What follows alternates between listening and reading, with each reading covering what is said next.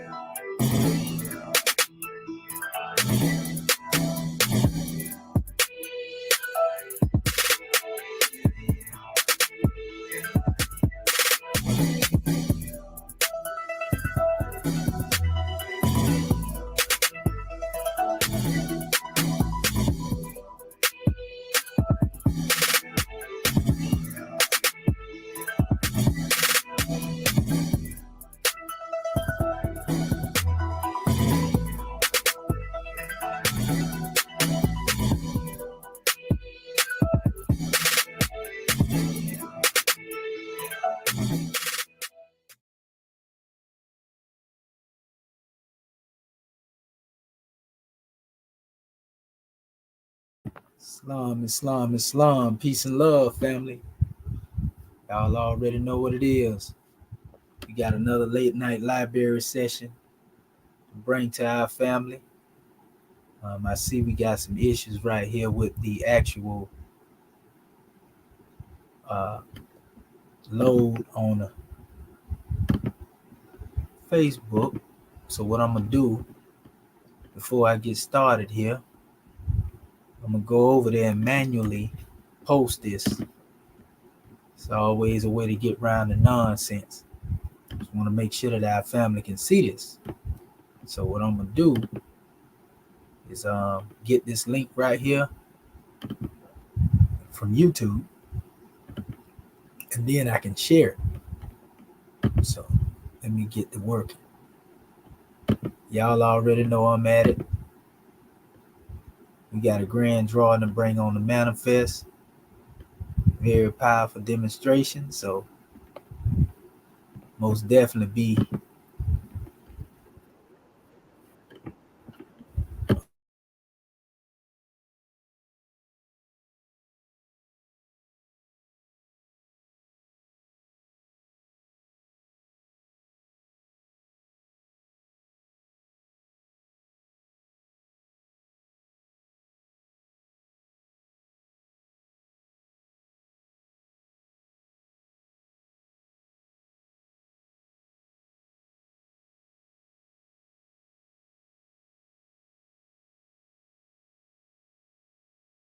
okay. There we go. So yeah, I can drop it in here now.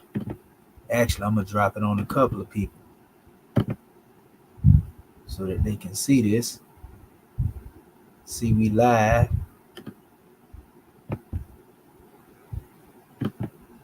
Okay. I drop it in my page. Okay, there we go. Let me edit this right here.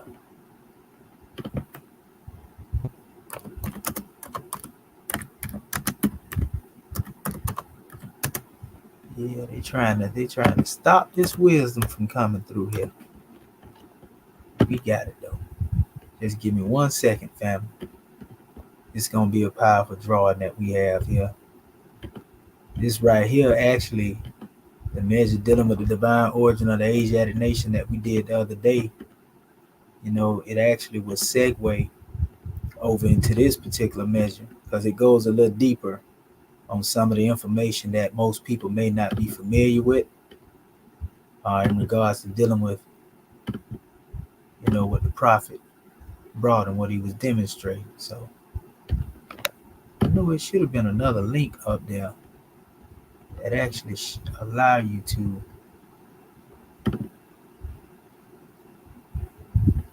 trying to see here. Okay, that's all good and well. It's all good. So, being that they didn't put it up there, we'll just share it a little bit manually. That way, some of our family can get in here and build with us. Like I said, it's gonna be a powerful measure, family. As always, y'all already know how we rocking. Y'all know what we got to bring to the table. So get them likes up. If you ain't already got them up, if you ain't subscribed and you looking right now, you may want to subscribe, family. Okay, so I'm gonna send this to the main people. I ain't gonna go all the way crazy with the links because they be trying to act like I be spamming.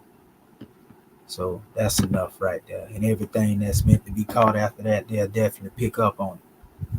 So, yeah, there we go. Yeah, so our subject title for the night is going to be dealing with, in this late night library session, it's going to be dealing with the Book of Ali, Egypt, capital empire, and the dominion of Africa. We're going to be coming from the Book of Ali again, so that y'all can hear exactly what it is that Prophet Noble Drew Ali taught, and what he brought. That way you can understand how we teach. Because there's a lot of people be, asking me, what are you actually demonstrating, Commission? You come from so many different angles, we don't know what you demonstrate. Well, you should have a knowledge by now. Many of our people that do ask those questions, they should know that for one, we don't teach Arabism. We demonstrate the Sabian way when it comes to dealing with Islamism. And that Sabian way is the way of the ancient Cushites. That's one thing, the way of the Sabians was pretty much being immersed in the divine wisdom of the attributes of God. So they believe that God worked through man, in order to uplift man. And so that's what we teach. We don't believe in spookism. We don't believe in polytheism or many gods outside of the self. We believe in the great God, which is in reference to higher self, who links his will up with our deific will, or rather we link our will up with his deific will, and we express his will. This is the original way of our ancestors all across Africa. Don't get no more spiritual than that, you see? And anybody that be out here telling you, the God concept is whack and especially the people that claim in Kemet, tell them to stop calling Neter God then. You see what I'm saying? Tell them to stop calling, the Neteru gods then. See, we can't have our cake and eat it too. So, we can go in many different aspects of it, but we're going to give it to you as it is. So, again, it's going to be a grand draw. We're dealing with the capital empire and the dominion of Africa, Egypt. In other words, we're telling you that Egypt, pretty much governed everything at one time. The dominion of Kemet, extended from Kemet in many different directions. And this is how Kemet actually got in the mix with a lot of these other people. Even including your so-called Romans, they was actually employing them,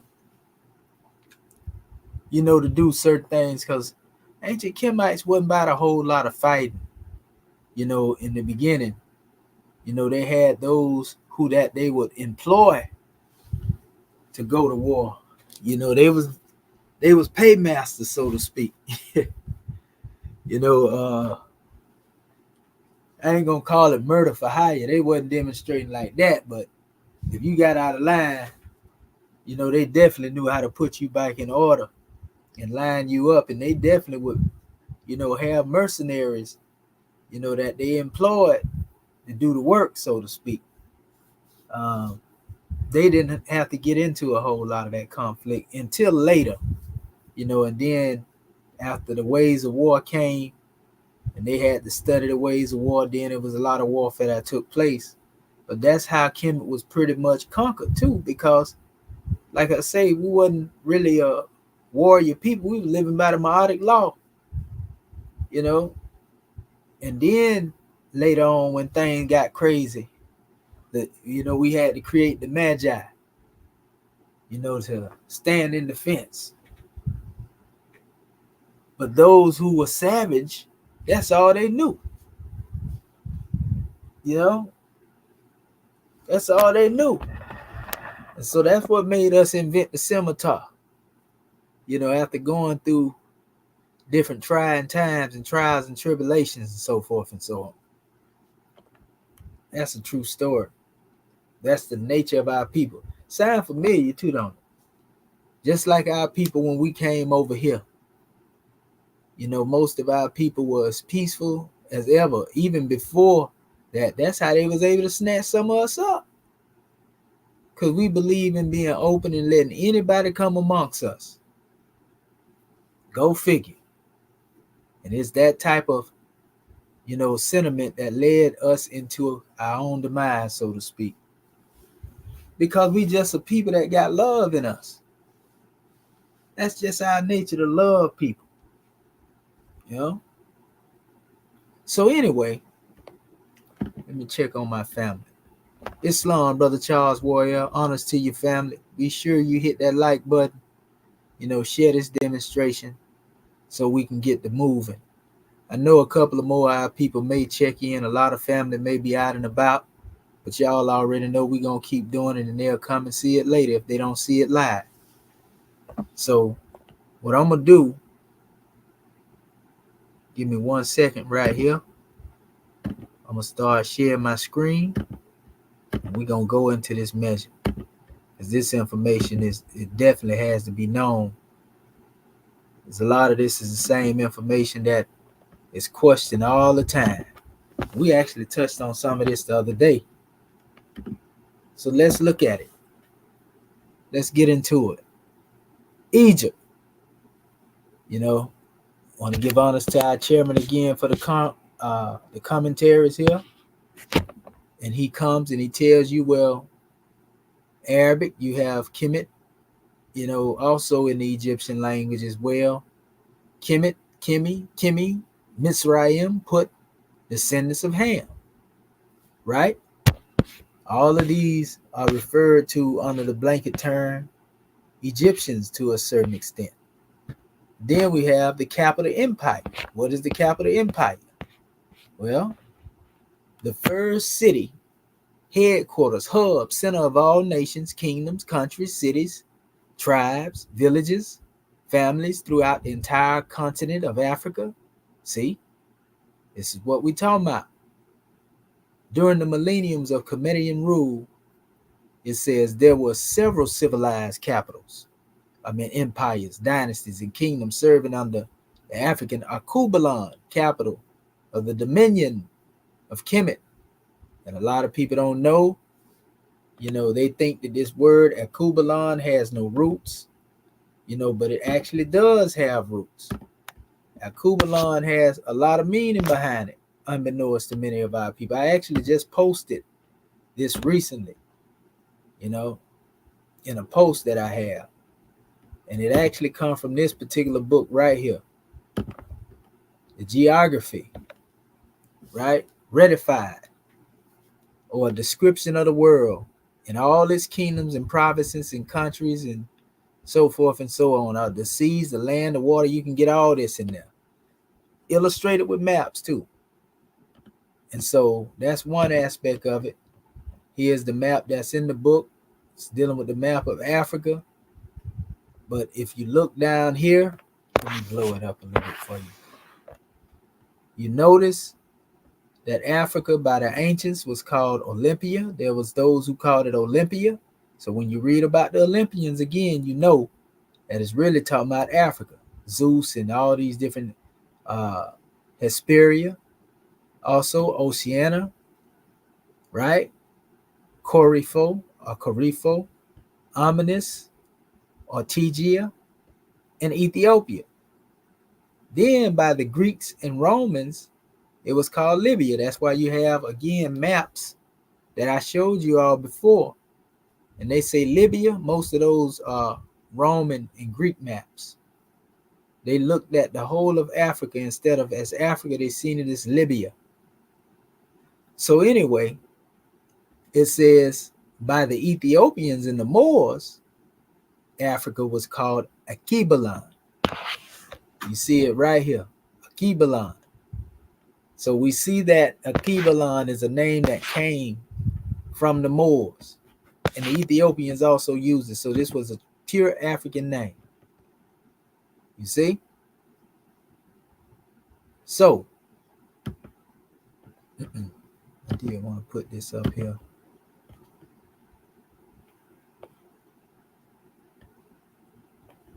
But we'll go to just another measure.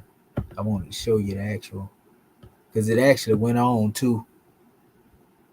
You know, it talked about what the Arabs, you know, the name they use, Afrikia, the Indians, the name they use, the Turks use the name Maghribun, you know, and we see the affiliation of Africa is coming from Ephir, you know, like the Hebrews always say Ephir, you know, this is what they begin to call, you know, the name.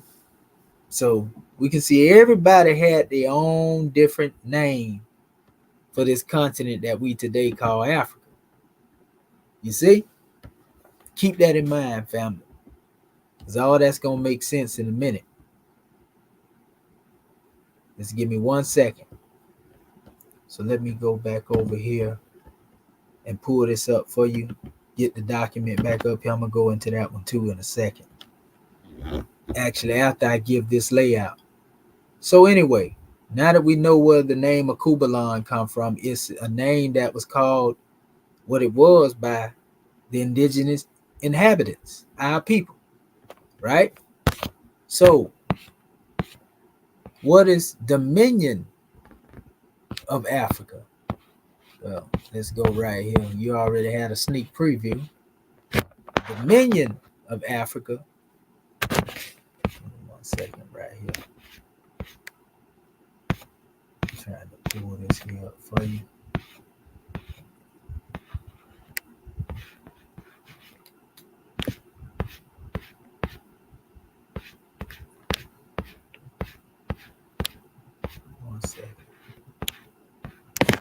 And this is 3 and 4 commentary. Dominance, power, authority, command, protectorate, territories, providences under one rule. That's what dominion is. You see, that means many territories that are under the sway of a particular ruler or country, so to speak. Then in 4, most histories are current stories being told of a conqueror's plight and past subjugations. And because history is not always an exact science, it rarely reveals the true chronicle of those who have been conquered. The history of Africa, a grand example, is largely told in the archives of European folklore, and not by who they say are Africans. When referring to Africa or Africans, it is customary during the triumphant age of the European to first remove God away from the African subject by renaming said life according to the delights of their victorious vision. But Africa is not the original name of the world's first inhabited continent, nor did the indigenous inhabitants call themselves Africans. There you go. We already showed you the Moors used the term Akubalan. That's one of the names they used. Do not be deceived by this name, Africa. Modern Africa got its name from Aemilianus Africanus Numantius, 185 to 129 BC, descendant of Roman nobles after conquering Carthage, 146 BC. The true name, Tunis, north of Mexum, as founded by the Moorish. Amexem is the first true and divine name of the continental land masses and waterways the world now calls Africa. The name Amexem means heaven and or land of the holy people or home of gods. Africa is what Amexem appears to be once the true and divine God has been removed from its history. Without God, who would know? The true history reveals a history so ancient it predates the great earthquake when Amexem included an entire continental island landmass of Laurasia, Lemuria, or land of Mu, and after the fall of man into human knowledge, symbolized by the infamous Garden of Eden, Canaan, where Adam, right, Isha called his wife Isha. It says, and Eve, before they became the mothers and fathers of the human or carnal family. It says, when they fell from their Sahasrara, crown chakra, through their Muladhara, bottom chakra, they were cast out from this part of Laurasia into the world, which became known as Asia. Inhabitants of Asia were called Asiatics, meaning earthbound. So in other words, the Asiatic part of you is the earthbound part of you. The Muslim part of you, for those who accept being Muslim, is the higher self. That's your divine consciousness, your inner being. You see? So we fell from a high state of consciousness into, the realm of desire. And this is what we call the fall of man. So anyway, it says still the first landmass, a Pangea, it says with surrounding waters, with the divine name of Amexem, is the land men call Earth to this day. Very powerful. It should be also noted also that Amexem is the continental land areas and antediluvian era part itself. Noble Drew Ali referred to when he officially identified the Moors, Moorish Americans, as descendants of the ancient Lemurians, or Moabites, whom later became those who inhabited the northwestern and southwestern shores of Africa. The word ancient refers to the earliest beginning or oldest. Drew Ali used the word ancient to date back to the Atlanteans period when the gods first began to take on slower garbs of human flesh and become the mothers and fathers of the human family. Asiatics, earthbounders, and gods, Muslims. Oh man, this is powerful. So we're going to go into this right now, just this information here. Because most people screaming, at the top of their lungs, right? Hey, there's no such thing as Atlantis and Lemuria. They all bogus. A whole bunch of foolishness that we done heard. So we give honors to the chairman's depiction of Pangea, all of the land masses together. And we talked about this, as it relates to the Sira people, or what we call Pangul, that was depicted, in the way of life of our ancestors. It's worthy of mentioning, what we had showed our people. Let me scroll down. I know it's down here. It was here last time. There it is. And this was the model that was created by our ancestors, Sitter people. Let me see if this one is better. And let me stretch it out. I hate when they do that. That's the thing about this. I'm going to go over here to, because I know it'll let me stretch it out over here. Y'all seen this already if you seen my introduction dealing with the And this is actually dealing with the cosmology. And the Pangul was said to be the same thing like the Neteru. I'm trying to show you the images of it. Here it is right here. She'll let me blow it up. So I showed you the Sira religion. They call the supreme being Ruach. Same thing when we deal with spirit. So this is spirit plane. This is the manifest and what they call the underworld. But this is actually a symbol of the earth right here. Pangul. And this is where all the deities, what we call spirits, they equate to Neteru or Elohim. They worked in the earth. They the intermediary between the supreme being and the human beings, according to the Sira faith. But they call this place Pangul. This is Pangul here as well. Pangul not only exists as the realm of the beings, but if we go deeper, you can actually say Pangul. Pangul is another way, they use that word as well there.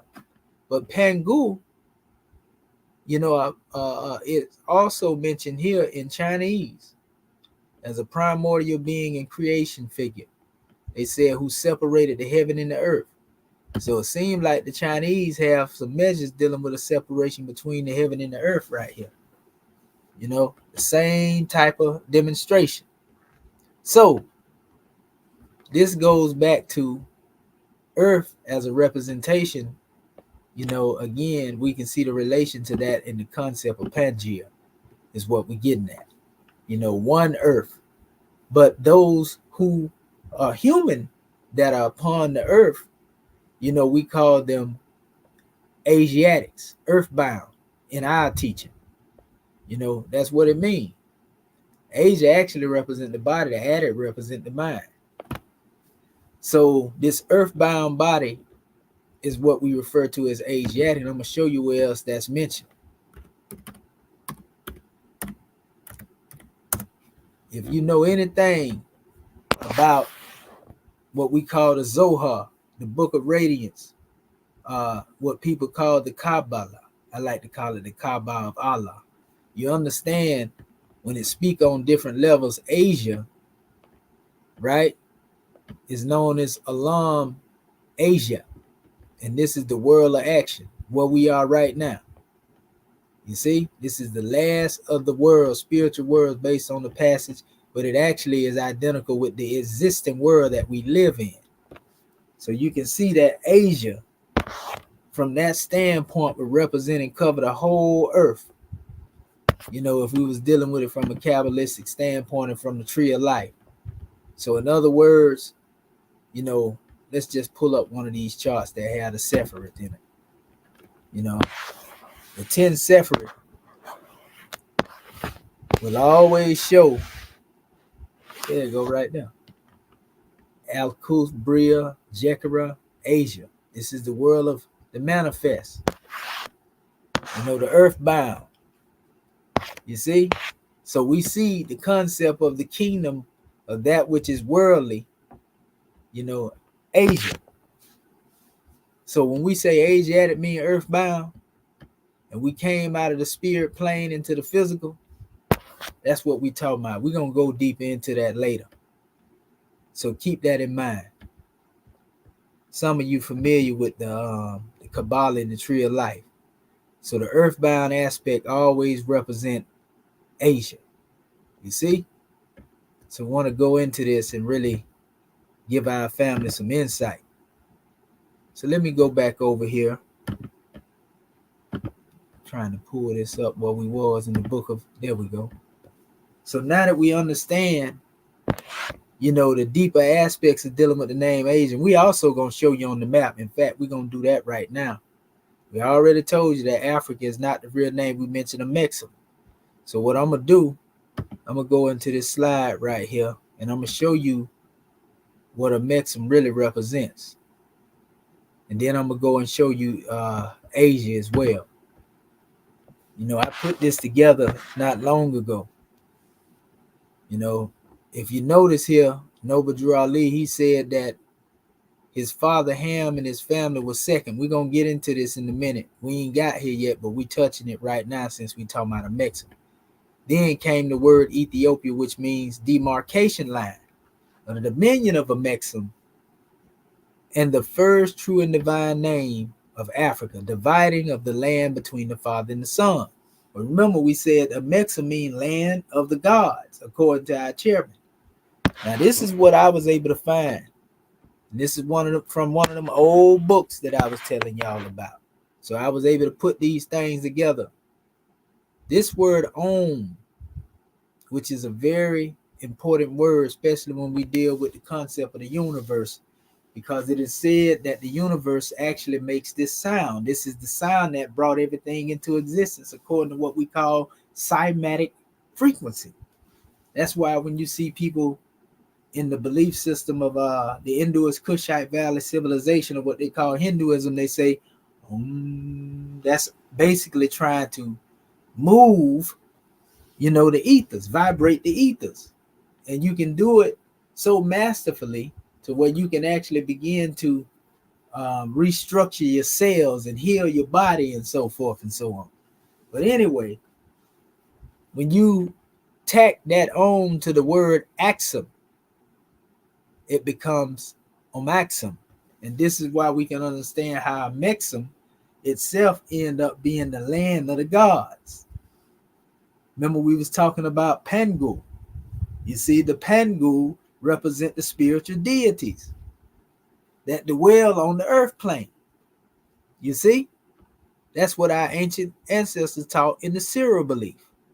If you don't believe me, I'll show you what I'm talking about. Go into the definition of the Pangu. You go here. This is actually Scholarly Community Encyclopedia. Let's go to the, it's a lot of information in here. I told y'all about this before. When you come all the way up into this demonstration, it's a lot of information up here to be read. And they go through it on every level too. So all you got to do is look for this stuff. Do your research. And there you go. It's talking about the star again. I'm just showing you how a lot of information, no truth contradicts another truth. I want to show you this while I'm here too. Look at what our ancestors actually called the first human, in dealing with the first female and male, so to speak. The first human was a female named Yab, and the second human was a male named Yop.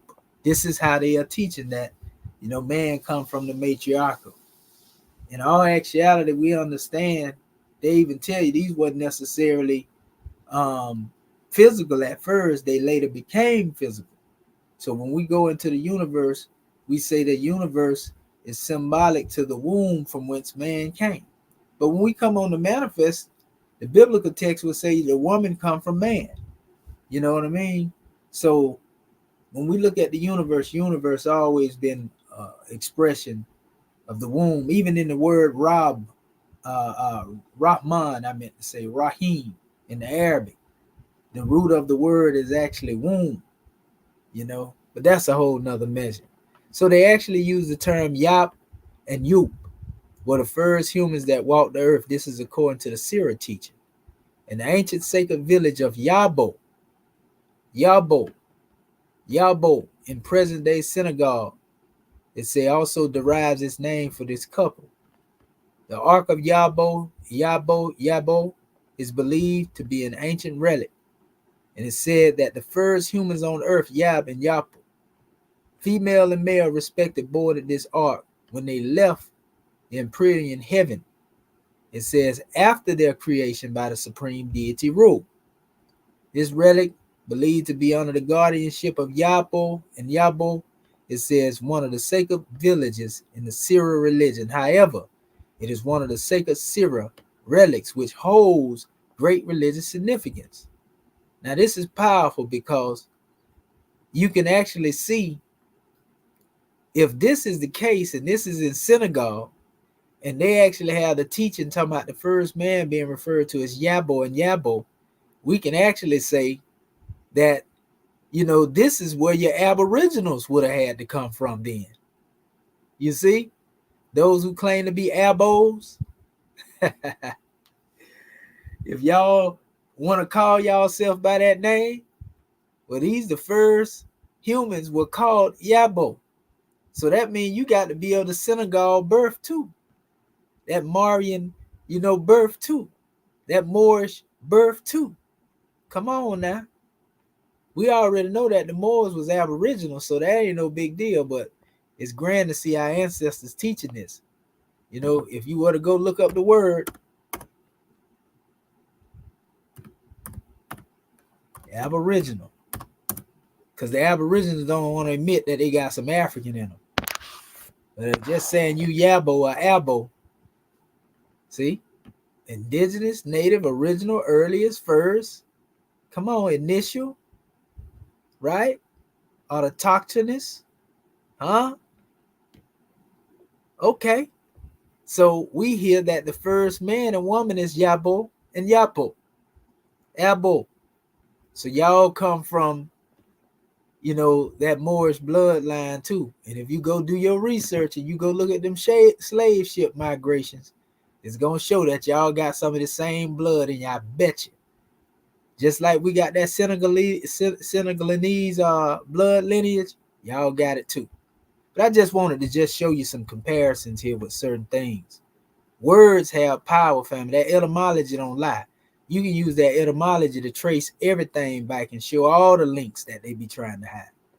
So I remember even Honorable Elijah Muhammad saying that the original tribe of Shabazz was known as the Aboriginals as well. But he wasn't talking about the Indians. You see? So Yabo, Abo, yeah, the first God man, God woman, basically. Created by Ruh, the spirit. See? So anyway, let me keep it moving here. I want to get to the Pangu. This is what I wanted to show you right here. Because they break it down in 3 different degrees of unfoldment. And if you look right here, see what they say? Nocturnal world depicts the role of the moon. The Pangu in the ancient seer represents saints and ancestor spirits. You see what I'm saying? So these saints and ancestor spirits on being Pangu, being upon the earth, which we call Pangea, Panku, however you want to call it. These spirits being on the manifest, ancestral spirits. In order for them to be ancestral spirit, they had to live in human form at some time too. We got it. Can't dismiss that. You know what I mean? See, they say they form demigods and ancestor spirits, but they was on the earth though. These particular Pangu, they the same thing that's referred to in ancient Kemet again as Neteru, or what we call in the biblical term again Elohim, or what we call in the Sumerian text Anunnaki, or what we call in the text of India Devas. You see what I'm saying? Yeah. That's how you got to be able to see this truth, but you can only see that when you study to that extent. Somebody that don't know, they don't know, they don't get it because they only understand the truth from their perspective. So I want to go back over here to what I was showing you about a Mexim. So now it makes sense when we talk about On being spirit man and Exum the heavens, and we talk about the Pangul or the Panku, that our ancestor was teaching about right over there in Syria. In the Syria belief, I meant to say, and what they call Yabu, aboriginal to the earth. The gods are aboriginal to the earth. That's why the chairman said in the commentary, he said, what? Let's go back over there and see what the chairman said it means before I go into it. Look at what he said right here. A Mexim is the first true and divine name of the continental land masses and waterways the world now calls Africa. The name of Mexim means heaven or land of the holy people, a home of gods. Africa is what Amexem appears to be once the true and divine God has been removed from its history. Huh? There it is. Land of the holy people, home of the gods, Amexem. So when you go back to my information here that I found outside of what our chairman said, and I see Om dealing with spirit man, and Omexem, spirit man of the heavens and the earth in all actuality, because we see Axum, also Oxum, represents the axis of the heavens and the earth. You see? So there was a question that was asked. Prophet Noble Drew Ali said, where's the Moroccan Empire? And the answer in our 101s is northwest of Mexam. And another question followed up, question 33, what is the modern name for Mexam? And the name that was given is Africa. That's the modern name for Mexam. You see? So what I found was here. This is what I found. And I went to Google Books. You can do the same thing. And it said the ancients supposed that Mount Atlas and the ocean on West Africa to be the boundaries of the world. It says this remote and imperfectly known region was made the scene of the wildest fables. Ultimately established there's a remote district of the Ethiopians, a general name for the sunburnt Africans, Axum. See, this is saying the same thing here too. Axum Actum. It says supports on his shoulders the heavens studded with burning stars. If you ever seen certain soldiers, they have uniform and on their shoulder they have what they call epaulets. And they got like stars on them. You know, the stars and the bars they call epaulets. And so basically they are actually comparing Axum, Aptum, you know, dealing with support on his shoulders. You know, these would be symbolic to the shoulders that's represented here. Oxumite Empire, Axumite Empire. So the Axumite Empire is the empire or the kingdom of the Mari and the Moors, you know, that extends through this whole area right here, right? Axumite. Notice they both have that same root. You know, the root I'm talking about is right here too, by the way. They both have that AXM root. Again, the Axumite Empire here and the Oxumite Empire is here. See? So when the prophet said what he said up here, he said his father Ham and his family was second. We know Ham is Cam. All they did is drop the K off the front. Cam and his family was second. It says then came the word Ethiopia, which means demarcation line. It says the dominion of Amexem, the first true and divine name of Africa, the dividing of the land between the father and the son. So in other words, according to Prophet Noble Drew Ali, you know, the Camite blood migrating all the way over here through Libya, you know, the Damari in Carthage and coming all the way over here into what's called today the Richat structure. This is the kingdom of the Mari and the Moors, the Atlas Mountains and all of that. You know, this is where Cam, the father, settled, and this is where the son settled in Oxum. Father settled in Axum, according to Noble Drew Ali, and, you know, the son settled in Oxum. You see? So the son, Cush, come first, then the father came later and took it all the way across to the west coast of Africa. That's the way he teaches it. So that's where we have northeast and southeast, you know, Amexem right here. Then we have northwest and southwest Amexem, you know, coming from here all the way down to here. This is why you're seeing a lot of old maps that the Mauritania extend all the way down here. Sometimes you'll see this whole part across here as being a representation of Mauritania on certain maps. I actually showed that to our family on a recent bill too. You know, like I told y'all, they also had what they call the whole thing Mauritania. They call it Libya one time, depending on where you was.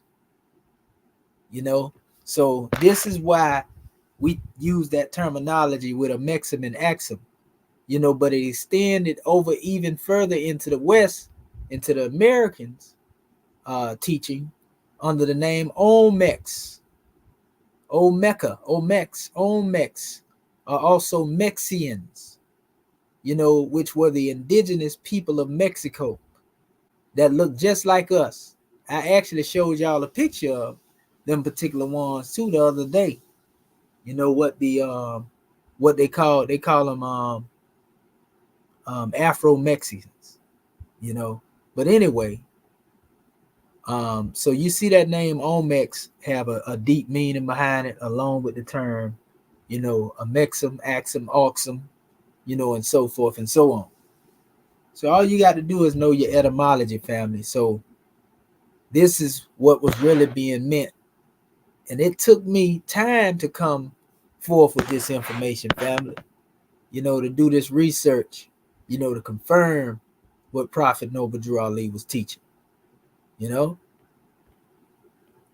this is the Kushites. And like I showed you before, the original Kushites of India, that's how they look, family. They ain't got no problem with having that fez and that Egyptian gear on.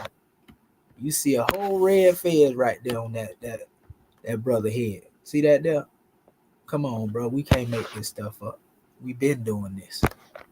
Tell them to stop playing with us. So I went further into this, and they call it the Esset Extra ETC. It says, to the land that lies outside the stars in the yearly course of the sun, which passes through the 12 signs of the zodiac. This circle is called the ecliptic and is limited by 2 tropics. I just showed you what the 2 tropics was. This land in question, which seems to be that of the Ethiopians, lies south of the tropic Capricorn, and the language, however, is too vague for any precise interpretation, but it says Mount Atlas is the northwest corner of Africa. You ever heard, about, our brothers being buried, in the northwest corner, so to speak, Western Freemason, and this goes beyond just, Africa. This is going all the way over into the Americas at this point. The Northwest Cemetery in Africa, where Egypt, so to speak, if you were to look at it, it looked just like the United States of America. That's crazy to see, what's called the Northwest Cemetery, Egypt. I got some pictures on that too, but that's a whole nother measure. So, and it's buried behind the Pyramid of Giza too. It's in that same plateau. So anyway, going into this knowledge, family, we can't make no mistakes about it. I'm trying to find that other portion I had up here. Oh, here it is right here. Yeah. This is also from Google Books. These books from like the 1600s. Some of them, family. Some of them from the 1800s, 1700s, but they all give different breakdowns. Remember, I was telling you that they looked at these. They were referred to these as studded shoulders here, the studded with burning stars. What they really referred to, family, unbeknownst to our people, is the constellations, that rotate, the Big Dipper and the Little Dipper. Both of them consist of 7 stars. You see what I'm saying? So they're showing that they align with the stars, these civilizations here, Axum and the Altamite Empire. So they are symbolic, to basically, like it says in the Bible, who is able to place Mezaroth in the earth. They say the zodiac, that's what Mazaro mean, or Mesaru, Misraim, of the heavens, so to speak. Who is able to place it in the earth? See what I'm saying? As it is above, so it is below. As it is within, so it is without. We got to know that principle right there, people. Them 7 stars represent the 7 studded, epaulets, so to speak, of the earth. So anyway, it says in Latin, axum is an axis or axle tree for a wheel. A chariot, the earth and all the heavens, as in Maximus Atlas Atlum, Axum, Atlas Axum. And this is the Atlas Mountain, which is the same place known today as the Richat structure. To press, squeeze together as an adjective, it is something to be round or vaulted like the vault of the heavens. So now y'all seen why when I told y'all that a mexum equals heavens, and then I went into the spirit man, dealing with the etymology. Now we understand again why the chairman said that a mexum represent the home of the gods, the Holy Land. See? Same thing that corresponds with the Pangu, being on the earth plane, which we call Pangea. And it was Panku who separated the heavens and earth. Remember, in the Chinese teaching. So we see how all of this truth comes together, family. All you got to do is follow the etymology. It's right there. Now, we can deny it, but that ain't going to do us no good. So Axum represent the vault. That's another thing. And when we were taken as slaves, look at this. This is a map of Africa. This is the 33rd degree latitude. You see, if you notice it, longitude, pardon self. If you notice it, you can see that we was taken on this path on a westerly course to the Northwest Cemetery, which is over here. And I'm telling you that Northwest Cemetery, I'm going to show it to you in a minute. You see it right there? On the 33rd degree, they took us on a dead level, people. Ice, that's when you get into a frozen state at that particular level. But it also, this is crazy right here.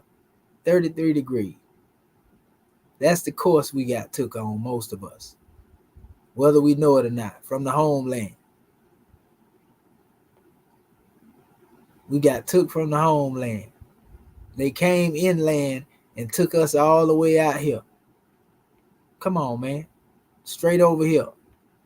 But that's a whole nother measure in and of itself, too.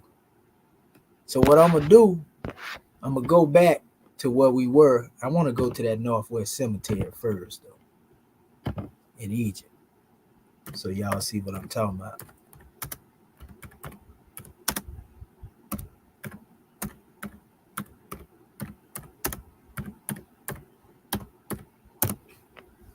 Remember, Morocco was called the Egypt of the West. See, they call it Northern Cemeteries of Amarna.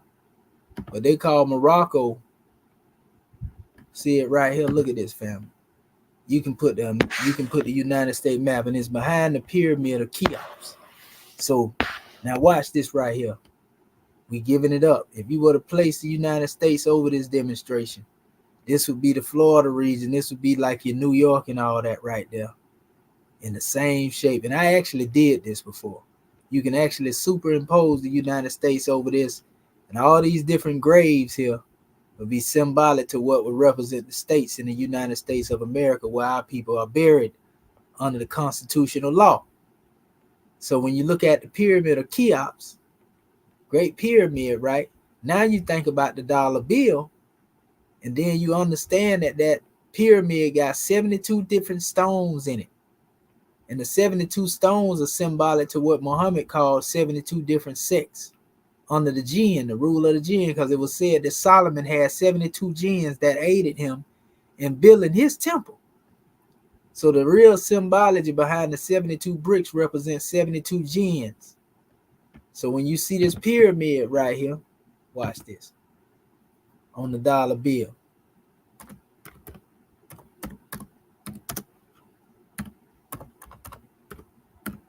I'm going to just put this here because it'll pull up what I'm trying to pull up, and I'm going to show you. We're going to give y'all the truth every time, family. We ain't playing with you. Y'all done seen this, but a lot of our people don't really know what's going on with this stuff here, man. See this right here? Somebody got it. I see it right here. See that right there, family? See, notice their pyramid is incomplete.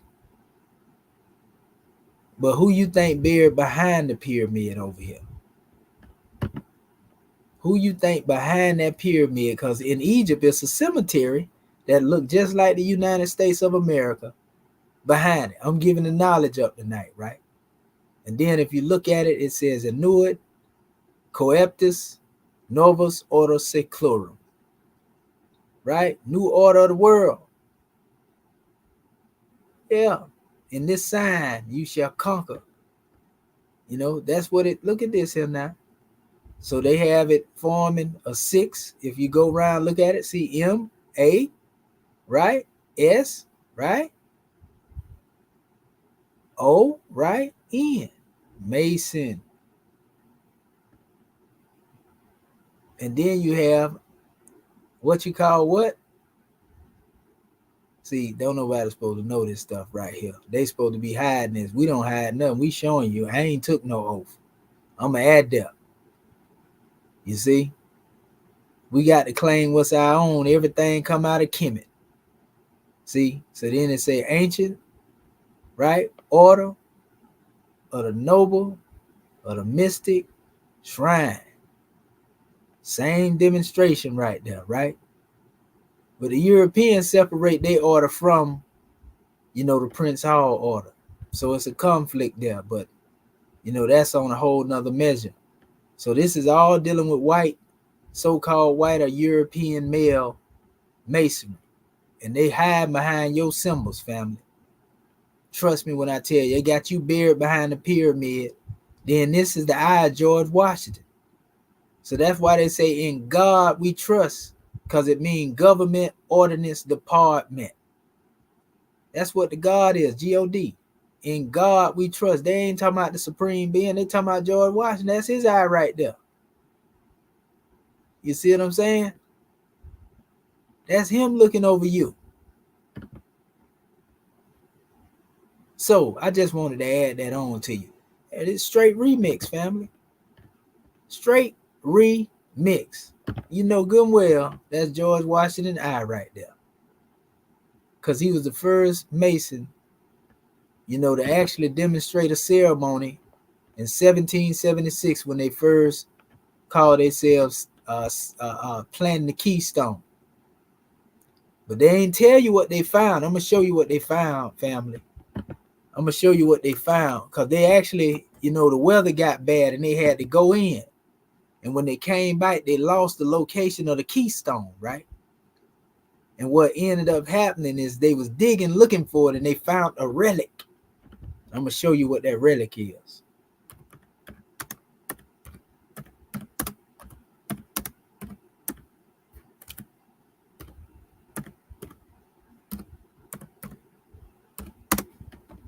Oh, I'm giving it to y'all tonight.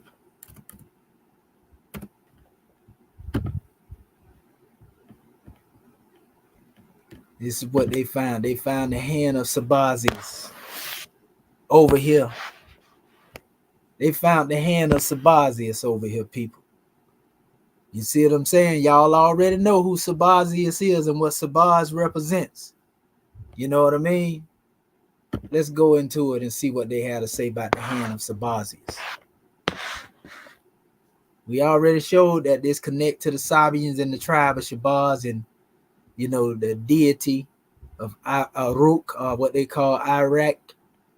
But it says Sabazius. It says ancient Greek, Romanized Sabazius, modern pronunciation Sabazios, or Sabadios, right? Sabadios. 7 Dios mean God. God and 7, right? Is the horseman and sky father god of the Phrygians and the Thracians. Though the Greeks interpreted Phrygian Sabazius in both Zeus, Sabazus, and Dionysus. Remember I tell you in the measure when I was building on the tribe of Shabazz, they said that Dionysus was also and was also Sabazius, representations of him in the Roman times. It says, and show him always on horseback, wielding the characteristics of a staff of power. So it went on into Sabazius, Sabadus. See how they showing the sound shift between the letter Z and the letter D? The Thracian, Phrygian, Sabazius. You see? It breaks this down, but I want y'all to see the meaning behind this hand. They said it was used in the worship, among certain Greeks. They was worshiping the hand of Sabazius. Now, as other people know other meanings, you ever seen this? They call this the hand of benediction a lot of time. certain street organizations, in California, Chicago also use this as, hand symbolism. But on another level, there are certain things that are written on this hand. You see the ram right there in the middle, and then you see, the head of, Phoenix. They also had a serpent going around there too on the other side. They got many of these. Every different nation had their own hand of Sabazius around the world. Just like the Fatima hand. Y'all ever seen that before? Yeah. This is the hand by which they said, people were supposed to be raised from the grave, so to speak. By this hand, they said that there were those who were raised, from the dead.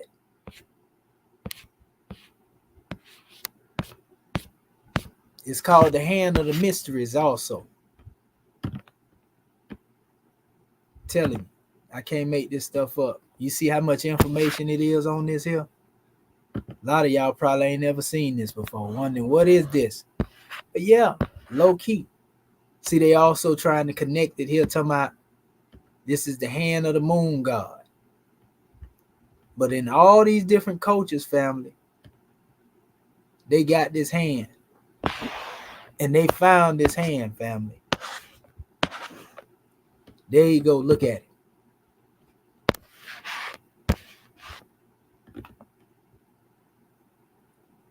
One of our ancestors up there. Because we dealt with the teaching of the Naga. Because you got to remember, the Naga teachings come up out of where? They come from the temple of Amen. See? So it's a whole bunch of things that people don't know. When we deal with this in special measure, they actually had a whole order of Sabazius as well. When you go into the history behind this stuff. I can't make this stuff up, family. I told you. It's all over the place. All you got to do is look up the word. It also is synonymous with Jove. Sometimes they say Jehovah or Yahweh. This is the hand of the mysteries by which ones were said to be raised from the dead, as they say. See? The hand of the mysteries. So they got different names of it and different variations of it, family. But this is the hand, again, of Sabazius. And I already told you that was another name, again, that goes back to the name Shabazz. You see? It's another way of saying Asa in different languages. It's another way of saying Sabians in another language. It's another way of saying Cushite. See what I'm saying? Telling you. So you heard it first here if you ain't never heard it nowhere else. But nevertheless, this is what they found, family, what I'm saying. They found this when they was looking for the keystone. I wonder why every nation got the hand of Sabazius there. Now, we say the hand is symbolic to the mind.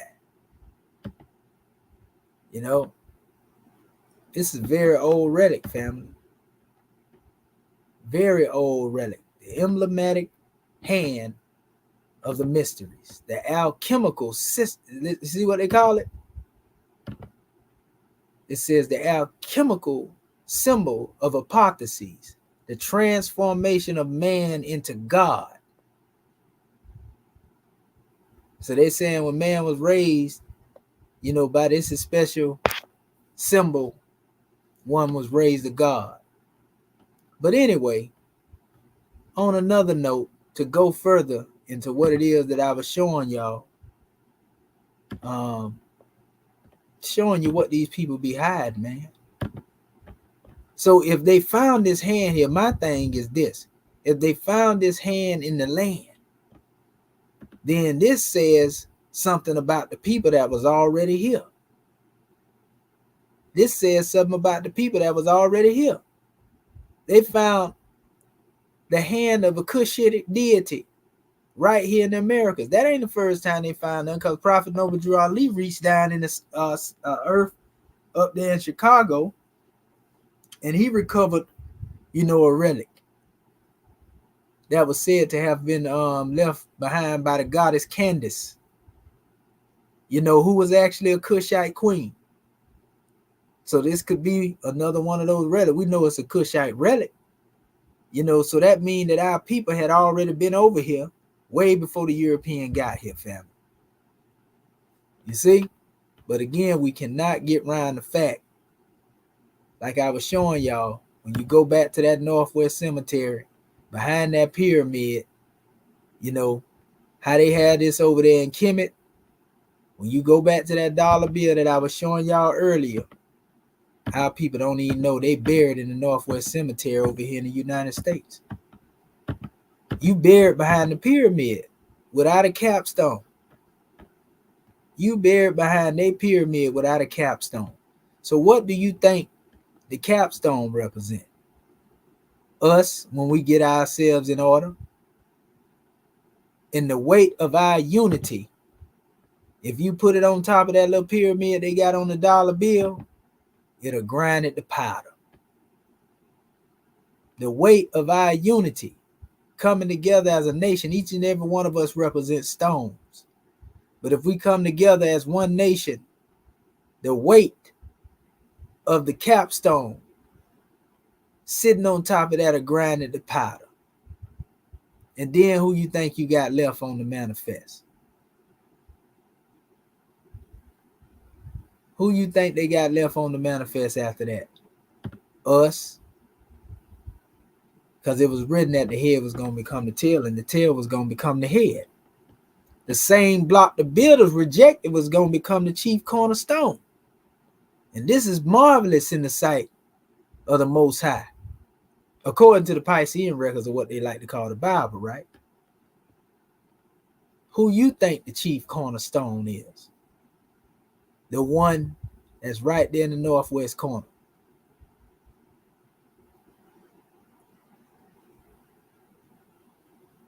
The weight of putting us as a nation in unity upon that pyramid that they got there without the stone crushing and grinding it to powder. When we hit the plane of things made manifest the earth, we wake up the ancestors. That's why we say we the return of the ancient ones. But I ain't going to go too deep into that right there. I just wanted to cover that since I'm in that area. So I move as the ancestors dictate me to move, and give my little measures. So it's a lot of things that our people don't know that they should know, but we just letting you know, how things have been hidden from our people. And we showing you through etymology and everything else, family, through the creation teachings of our ancestors. This is African cosmology right here. See what I'm saying? Our people gonna get it. We're gonna make sure they get it. So let me go back over here to the book of Ali. If you come back here, the chairman also mentioned, the landmass of Laurasia, or Lemuria, or the land of Mu. Because a lot of people, there's that thing in Lemuria. Okay, so we actually have history. A lot of history on Lemuria, unbeknownst to many people. And I got a little bit of it here. I'm going to show you. And Atlantis as well. I'm going to show you where Atlantis is in a minute too. For the people that don't know where it is, Atlantis is a real place, people. Yes, it is.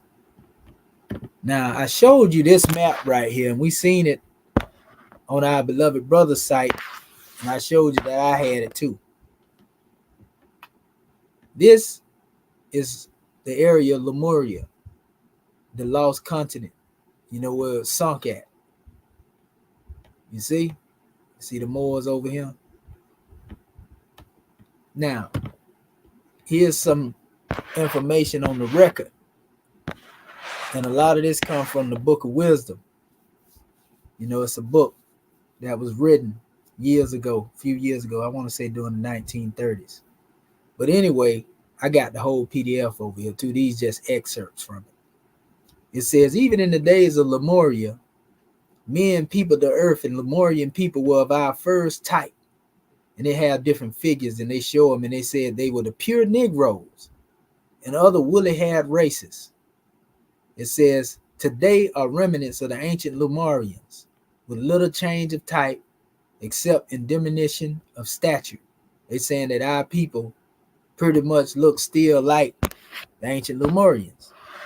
Notice it says Lemuria over, right?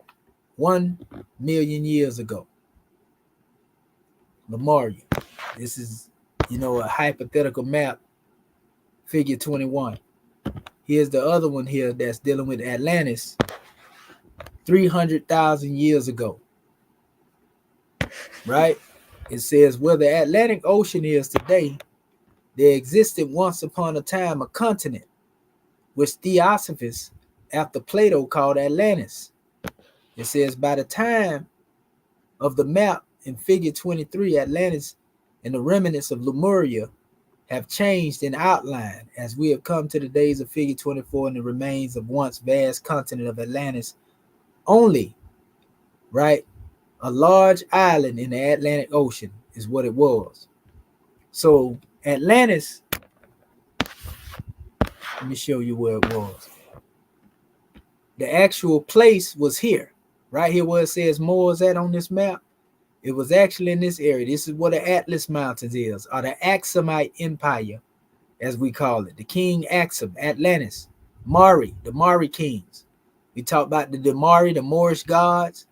They were here in this place. I'm going to show it to you in a second on the map. But I got to give you this in understanding because the chairman mentioned the Atlanteans, so I'm going to show you who they were. So you got to know the history, to dispel the mystery, so to speak. So in this particular map, what we find out is that you have what you call root races. Just like they talk about, the different groups of your Neanderthal, your Australopithecus. This is basically a different way of giving the history, under these names. So you had Lemurian, Atlantean, and Aryan races. Aryan races exist still right now. And they said the Negro, here it is right here on the map, were descendants of the Lemurians. So the Lemurians were older than the Atlanteans. So that means that we were the first people. Well, you only see 4, 5, 6, and 7 here. Because the other, among, the Lemurian race, the 1, 2, and the 3, were more of what we call etheric beings. You see, they were etheric beings. This is when they became physical and manifest, and they're using the term Negro or Negrito or Negrilla and so forth and so on. So from here, then we come into the Atlanteans, what they call the Ramanhal, the Tavaratali, the Toltecs, and the Turanians, the original Semites, the Akkadians, Mongolians, Japanese, Malay, and these were people of a darker hue. Though they later end up looking like they look today, yellow, pale and all this other stuff, but we already know the original Akkadians and Mongolians. We can show you pictures of these people. Do I need to show our people that, right? Watch this.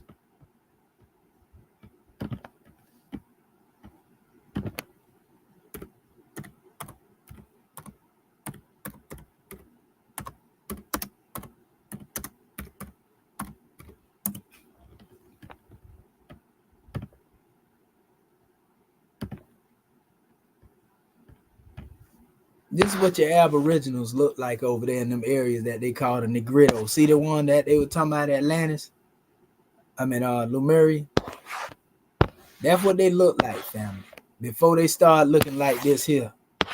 Before they start looking at his sister there. This is what they look like in all these different areas. We can't make this stuff up, family. They think we be playing. This is the more modern version. I had showed our family this right there and compared her phenotype to my old boy because they say I had some of that in me. That I had a portion of that in my DNA. You see what they also call them here, the Ainu? But they have here's another picture. Y'all done seen this here before. A lot of y'all done seen this stuff before. Australia, you know, a lot of these people come right up out of Asia. See how they showing the migration pattern and so forth and so on. And remember, Lemuria was right here in this area. So if they say the Lemurians look like that and Lemuria had sunk, you see, then those who was able to escape, you know, most definitely would have been found here in Africa. That's the only place they could have went, or up this way, which is why you have your Dravidians in India and your darker, you know, which look just like this up here in Asia. See what I'm saying? It all makes sense when you understand it from that aspect. But anyway, I'm going to go back over here real quick. So then from these came 7 more in this root race. Notice they got a complete 7 instead of this first one because, like I said, the first 3 was ethereal beings, you know, or what they would call, some people call them ancestor spirits, as we was talking about earlier. So you have your Hindu, Egyptian, your Aryan, Semite, your Iranian, your Celtic, right? Teutonic, Austral-American, some of the same one I was showing you, Latin Americans. They come in the last phase right here of the root races. See? That's the 4th, that's the 5th root race. You see? So let's go into some history real quick. So, and then we'll get back to it because we really want to drive this point home. Our chairman was talking about them, you know, the Lemurians, so we might as well go into the history of them a little bit. It says the 3rd root race is the Lemurian, and its earlier sub races, the 1st and 2nd and 3rd, have left no trace at all. When have y'all ever heard that when you get into the teachings of the Europeans when they deal with their archaeology and anthropology? They said it's a certain race that has left no trace because you can't really use carbon dating to find them. They say they got that ghost gene, don't they? They say they got ghost DNA, is what they say. That's exactly what they say. So in this particular work here, they said that these 1st, 2nd, and 3rd left no trace at all because they spirit, they ethereal. Ancestor spirit says Negroes, Negrillos. I just showed you what they look like now. It says woolly haired people represent the later sub races of the Lemurian root race. Hardly anywhere is a root race to be found now quite pure, but though it may have intermingled with other races, usually it still shows a peculiar characteristics from the 7 sub race of the Lemurian. The Manu of the 4th race developed the new root race, the 4th or Atlantean. And that's what they talk about here. Remember I showed you here? That's a Roman numeral 4. So in other words, they came from the Lemurian. You see? So it goes on again. And it says the 4th root race developed the new root race. And the 4th, it says, or Atlantean. And it too has 7 sub races, which I just showed you. Of the 1st and the 2nd of its sub races, no pure descendants are living, but the skeleton, it says, of the Faruz or Fufuz man, it says is a fair specimen of the 1st, and that of the Cro-Magnon man of the 2nd. The 3rd Toltec sub race still remains in Indios, or Indians of South and Central America, and the Red Indians of the United States and Canada. It says the 4th migrated from Atlantis and went eastward past Babylonia. It says along the Yellow River into the plains of China. And its peoples are represented in the certain parts of China by tall yellow Chinese race. It says quite distinct from the latter 7 sub race Chinese. It says the original Semites of the fifth sub race and left their descendants for us. It says in the white pure Jews. It says in the Kabyles of North Africa. So there was a mixture between them and the Moors. You see, that's a connection right there. Them so-called Albidan and all that. Yeah. It says the sixth and the Akkadians were the Phoenicians who traded in the Mediterranean seas. It says in the seventh or the Mongolians were developed out of the fourth or the Taurian. It says on the plains of China and became modern Chinese. Two races, the Japanese and the Malays, belong hardly to any special one of its sub-races, having in them the mixture of two or more. With the Japanese especially, it's telling you how they became the way they look right now. It is though this is called, a lot of people call this the secret history of humanity right here. It ain't no secret no more, because I'm giving it to you right now. It is as though they are a final evolution. It says of the whole race. I don't know why he spelled it that way. It says as a crowning effort before the energies, it says of the race begin their slow decline. Hence they possess many qualities which differentiate from the seventh sub-race, the Chinese. From the fifth or the original Semite sub-race of the Atlantean, the Manu of the fifth root race evolved his new type. And the fifth or the Aryan root race also has its 7 subdivisions, but so far only 5 of them have appeared. Of the first are the Aryan Hindus, as also one type among the ancient Egyptians. It says, and that's going back to the Hinduist Kushites I was talking about, that which the upper ruling classes belong. It says the second is the Aryan or the Semite, and distincted from the original Semite, and has its representatives today in the Arabs and the Moors. It says the third is the Iranian, to which it belonged, the ancient Persians, and whose descendants are Iranians and Parsis of today. Of the fourth sub-race, or the Celts, were the ancient Greeks and Romans, and to it belong, with the exception of the Teutonic descent, their modern descendants in Italy, Greece, France, Portugal, Spain, and their descendants in South and Central America, Mexico, Antilles, Irish, Scots, Welsh, Manx, Britons, it says, must also be numbered among the Celts. And we know that the original Celts, or the Celtic people, some people like to call them, they also had Moorish blood in them.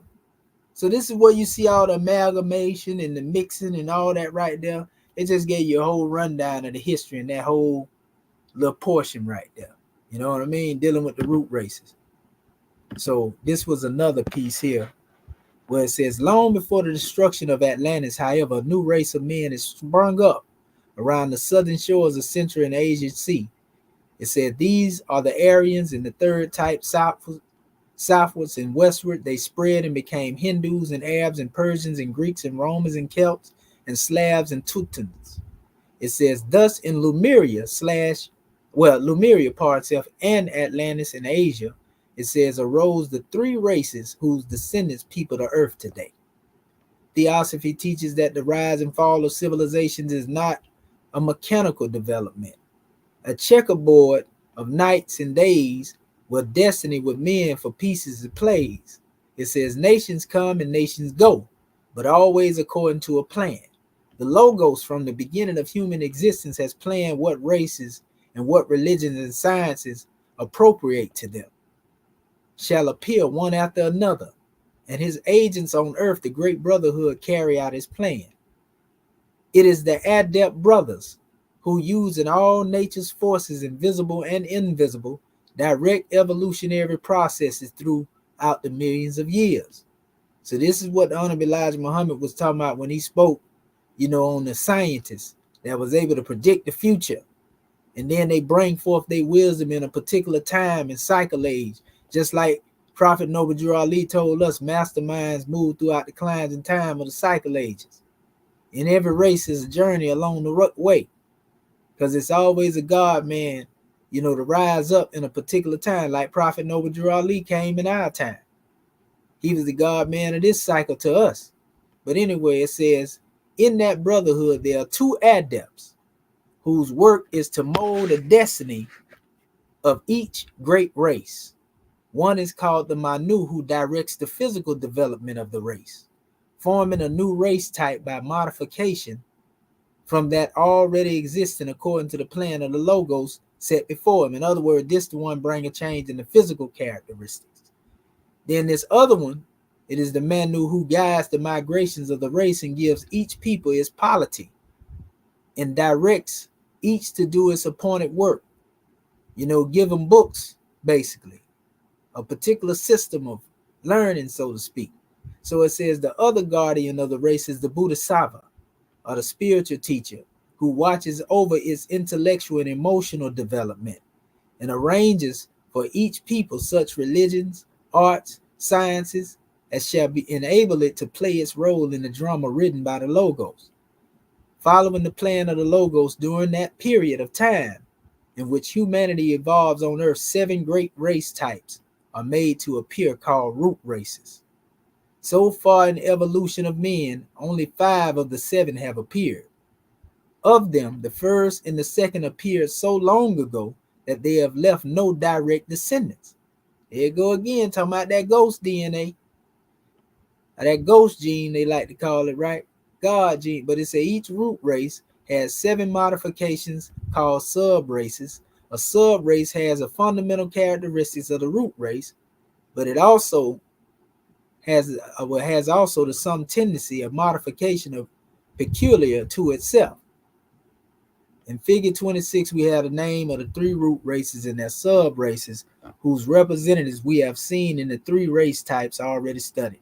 And we just showed you figure 26 when we showed you the root races. Right here, see, at the bottom, figure 26. So this is powerful, family. This concept of Lemuria, though, what a lot of people don't know, let me show you how deep this thing go, family. Let me show you how deep this thing go when we talk about this Lemuria. People think it's a game. If you go into the Hebrew language, and I talk about this all the time, this is root word says mayor. We also see in the book written by Ralph Ellis, cat that was on Sarnetta channel probably a few weeks ago, he touched on this from the Egyptian standpoint. This is a Hebrew word right here. See what it means? Mayor or Maori, more. Same basically as more. From order, it means a luminary. So when it said, let there be light in the book of Genesis, this is what the word was speaking of. This is before the sun and the moon was created. Now, on the 4th day, according to the Bible, this was that light. When he said he separated light from darkness, it was ore, maore, more. You see? And it was a luminary. See? Luminary. Right? But it go deeper. Because once you understand luminary, you get into the knowledge of Amen being in the beginning of creation of the Kemetic cosmology. And you see Amen was referred to as more. See, this going beyond the plane of things made manifest, and you see the connection here. Remember, the Hebrew said it, M-A-O-R. The O is interchangeable with the letter U in sound shift. So it's still being connected to the light, right? I'm going to go a little further for you, though.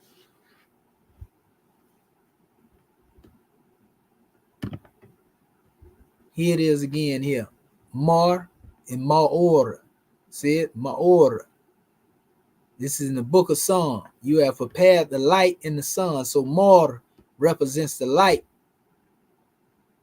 See what I'm saying? In the Hebrew, and then that's the Egyptian.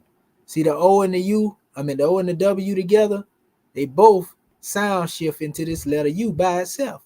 Same thing, family. Amen is said to be the light. Amen is the hidden light of Ra before he become manifest. When it's Amen is hidden, but when he become Amen Ra, then the hidden becomes manifest. That's just a key to give our family real quick. That's why I said up here, know thyself and thy Father God Allah. Know ye not that ye are the temple of God and the Spirit of God that dwelleth within you. right? If any man defile the temple of God, him shall God destroy. For the holy temple of God, the temple of God is holy, which temple you are. You know, can the high self pass away? No, that's what we say in the 101. Why? Because it's a law in man. That's the light in you, family. So here's the one I was talking about with your boy, Ralph Ellis. He was giving the history on the origins of some Egyptian teachings dealing with Eden in Egypt. That's the name of the book, Eden in Egypt, right? Listen to what he say. Verse 14, this is Genesis. Another good example is of the original Egyptian origins of this text. The term being used for lights is Mare. See it? It says, which is derived from the Egyptian Mare, meaning brilliance. Since the Egyptian version of the word clearly represents or refers to the sun, Amen, right? It said it would seem likely that the Hebrew word martyred, it says for the seasons, was derived from the movements of the same sun, and the final word in this verse is Shane, meaning year. So it should be pointed out from the very start of this to exercise that the vast majority of the Hebrew words from the Torah's account of the Old Testament are actually taken directly from Egyptian equivalents, and thus they translate directly and surprisingly and precisely into the Hebrew. This does mean, however, that if the text of the book of Genesis can be analyzed and understood from this original Egyptian perspective, we may still see and read the underlying Egyptian message. This is a European right here, teaching the history accurately. While I have continually stressed the Egyptian content of the Bible in previous works, I was still rather surprised to find that the Old Testament was itself originally written in ancient Egyptian language. Wouldn't you like to see that? However, while this was a surprise, there was an even greater shock to come, as the context in which the original Egyptian words reside can substantially alter the meanings that have been placed upon various Hebrew English translations. So if we are to revive the original and true meaning of the book of Genesis, look at it, Genesis, Gene offset, it says we need to investigate the biblical verses in their original language and thus fully understand the context in which they were originally written. So, this is what he found just by dealing with that word Mare. You see, dealing with the light here, right? So when we go on, so it made me want to go and do some more etymology. So I went to another culture, and this is actually dealing with the Mare people, of the islands.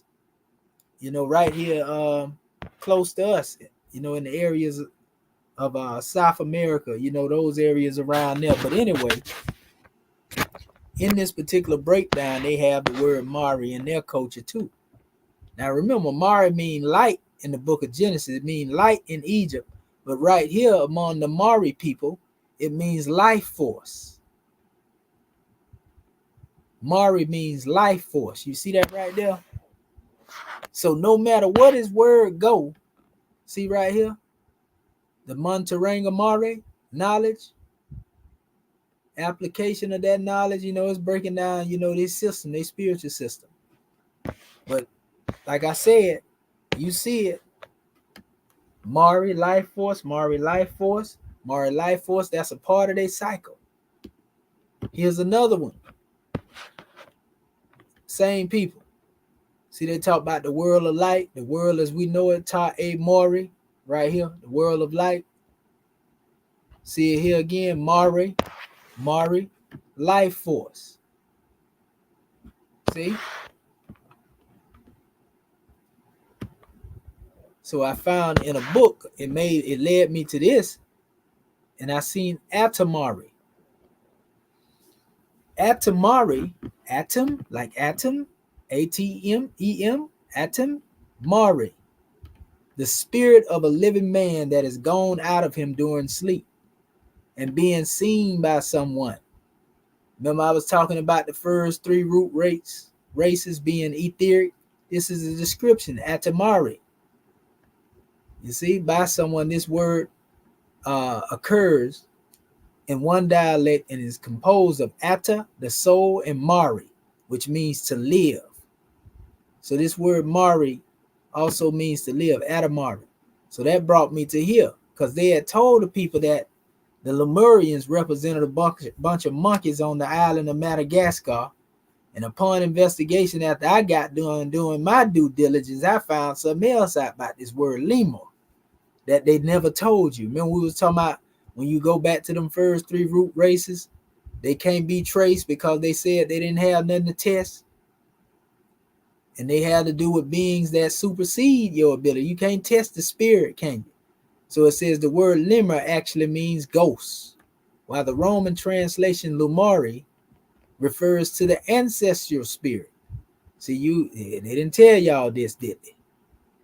So these go back to the root race, of the Lemurians.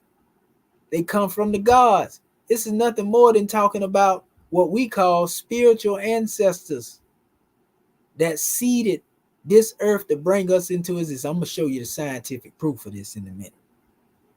It was thought that on a set date each year, ancestral spirits rose from their resting places to attend the festival of Lemuria, the festival of the ghost world. It says the term Lemuria literally means ghost world. Ancestral spirit world, the Pangul. Remember I was speaking of the Pangul, the Neteru, the Elohim, the Anunnaki, the Devas. Do you know that we were among the Elohim when it said, let us make man in our image? When it said the spirit of God moved upon the face of the waters, let there be light. That's what this is talking about, family. More in the Hebrew now. Oh, you think it just say Lemuria here in this dictionary, huh?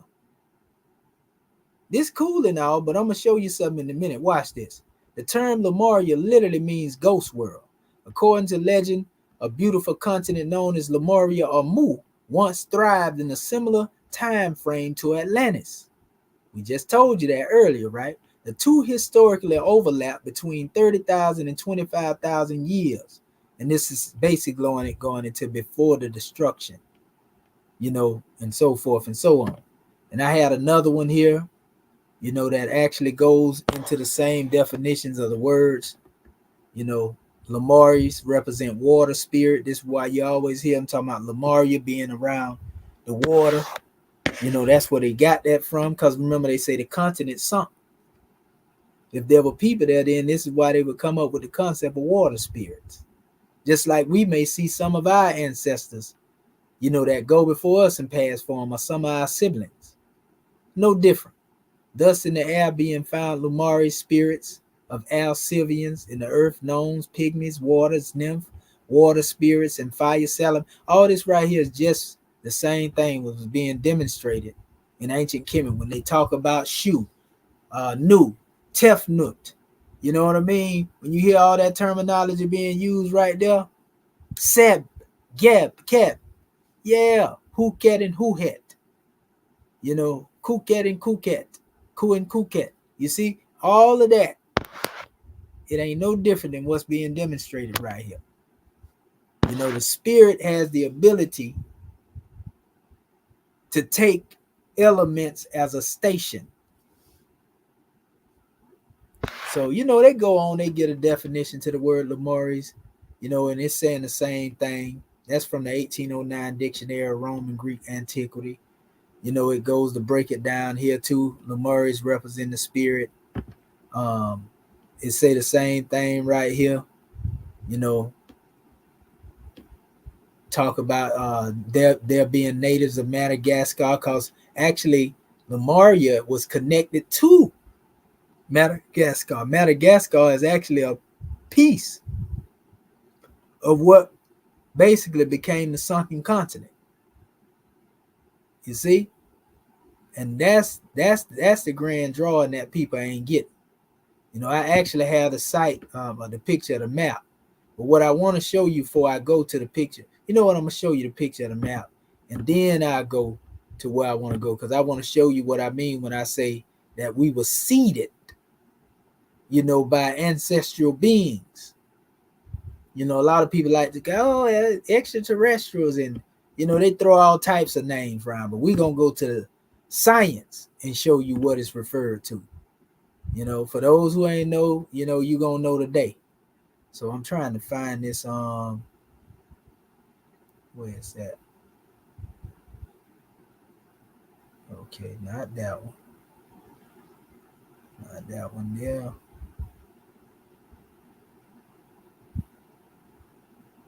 Okay. I got it up here. I got so many up here. So many of these things up here. I'm just trying to get y'all to that. I got so much of them up here.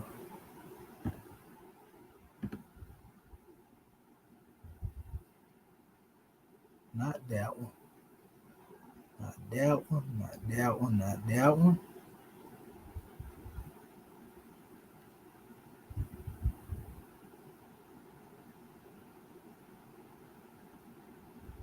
Not that one. Not that one.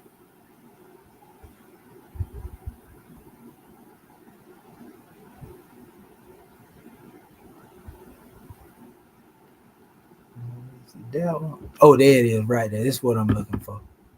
This one right here, because I actually touch on it right here. And these show you the maps. This is what I was talking about earlier.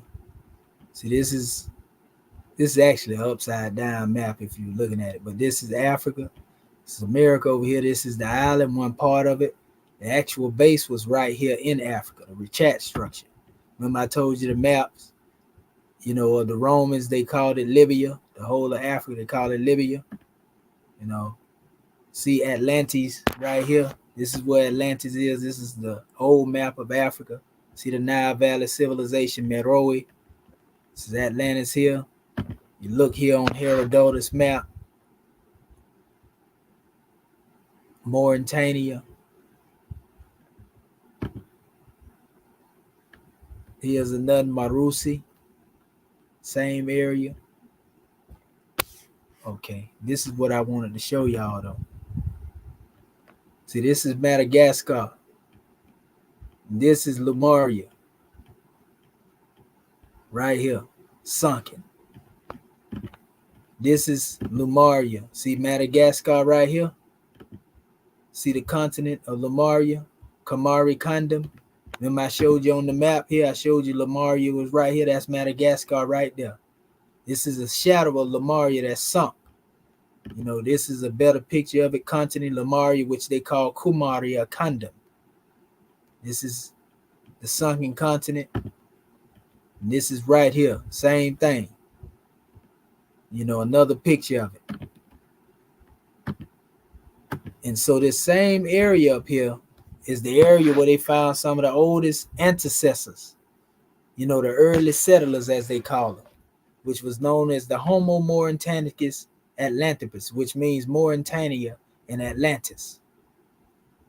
That's basically what that means. Mauritanius and Atlantis. So these are what would be called those who have the ghost gene, because you can't find it. It goes so far back it can't be calculated. Basically, ain't no more time you can be put to it. So let me go back. These same ones known as the Atlanticus Mauritanicus, they also gave them the name later. Right here. Here are the bones right here. The Ibero-Maurusian. This is what they reconstructed the Ibero-Maurusian to look like. Notice how that name Mar keep coming up no matter where you at. That name Atlanticus Mauritanicus was the original name that them people were referred to before they started calling them the Homo erectus. The Homo erectus was called scientifically Atlanticus Mauritanicus. Look it up. But anyway, the Ibero-Maurusian, their reconstruction was here. You already know that's our people. Let me see here. I got some links too in here. I want to really go into it. See the origin of the Afro-Asiatic languages and people. And it actually run down the history on this same thing here. And it see it's marking, showing you the markers over here in this area. because that's what Ibero-Maurusians were found in what they now call in Berber land, which is another misnomer. You know, but they talking about the indigenous African hunter-gatherers in this area. Remember I talked about my DNA and how it come out from over here into this area here. They basically showing the same thing. They call this the pre-proto Afro-Asiatic. See the Ibero-Maurusian up here? In the same region where, you know, the Mari people was settled at. They come all the way around here, but they came, some of them straight up out of here. See the proto-Afro-Asiatic right here showing it. Over here and over here. That orange. Then the Natufians that's up here. Right in line with the DNA pattern. You know? And see all the people that's connected. Omatic, Chadic, Berber, Egyptian, Cushitic, Semitic. All of them share, you know, markers, so to speak. This is where I had got the actual picture from. North Africa people basically dealing with, you know, looking like those who come out of the Horn of Africa. You know, these are modern Afro-Asiatic people, indigenous North African population. Like I keep telling y'all, not them European pale skins. You see, these are the same people now with that Ibero-Maurusian. You see how they showing, you know, the whole of the haplogroup coming straight out that same area. See what I'm saying? Like, we can't make this stuff up, people. We cannot make this stuff. See the origin of the Afro-Asiatic right over here in the Nile Valley civilization. You know, there they go again. If you think them Arabs, I don't know what to tell you. Two populations are the root of the ancient Egyptian civilization. They even say that Al-Sar and Al-Set actually were Libyan deities in certain writings that I read. That's a powerful statement as well. Uh-oh, didn't mean to do that. Let me see here. So yeah, I tried to get back here. There we go. So yeah, this is your Ibero-Maurusians. You know, I even had a map right here, you know, showing them again. You know, they showed them there as well. Let me see. I should be able to get into this one here. See what we got. This actually takes you to the Ibero-Maurusian. And when they say Ibero-Maurusian, what they referring to, family, is the Iberian Peninsula. And the Ibero deals with Spain and the connection to the tip of Africa right here. What they call the Pillars of Hercules. This is what the Moors' stronghold was. But this same area is the same area where Atlantis was. It's the same area where the oldest man, the Jabir-Uhu, 350,000 years ago was found. The oldest, Jabir-Uhu.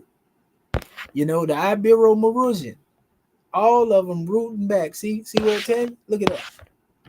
What is it? Morocco, Algeria, Tunisia, Libya. Come on, man. Ibero-Maurusian.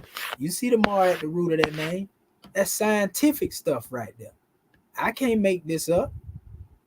A lot of people don't like it, but I ain't seen the word blight go back this far yet with the English. I see the word Mar all over the place. Scientifically, biblically, Quranically. I mean, goodness gracious.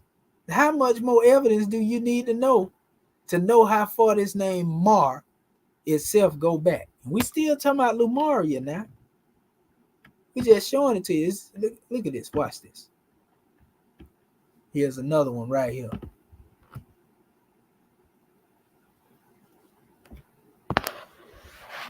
Reliable source right here. Ibero-Maurusians. Now they get into the scientific breakdown on the Tephlight, the Natufians and DNA of the people of West Africa. Natufians, Tephlight. It says in the Ibero-Maurusian, the DNA of prehistoric North Africa.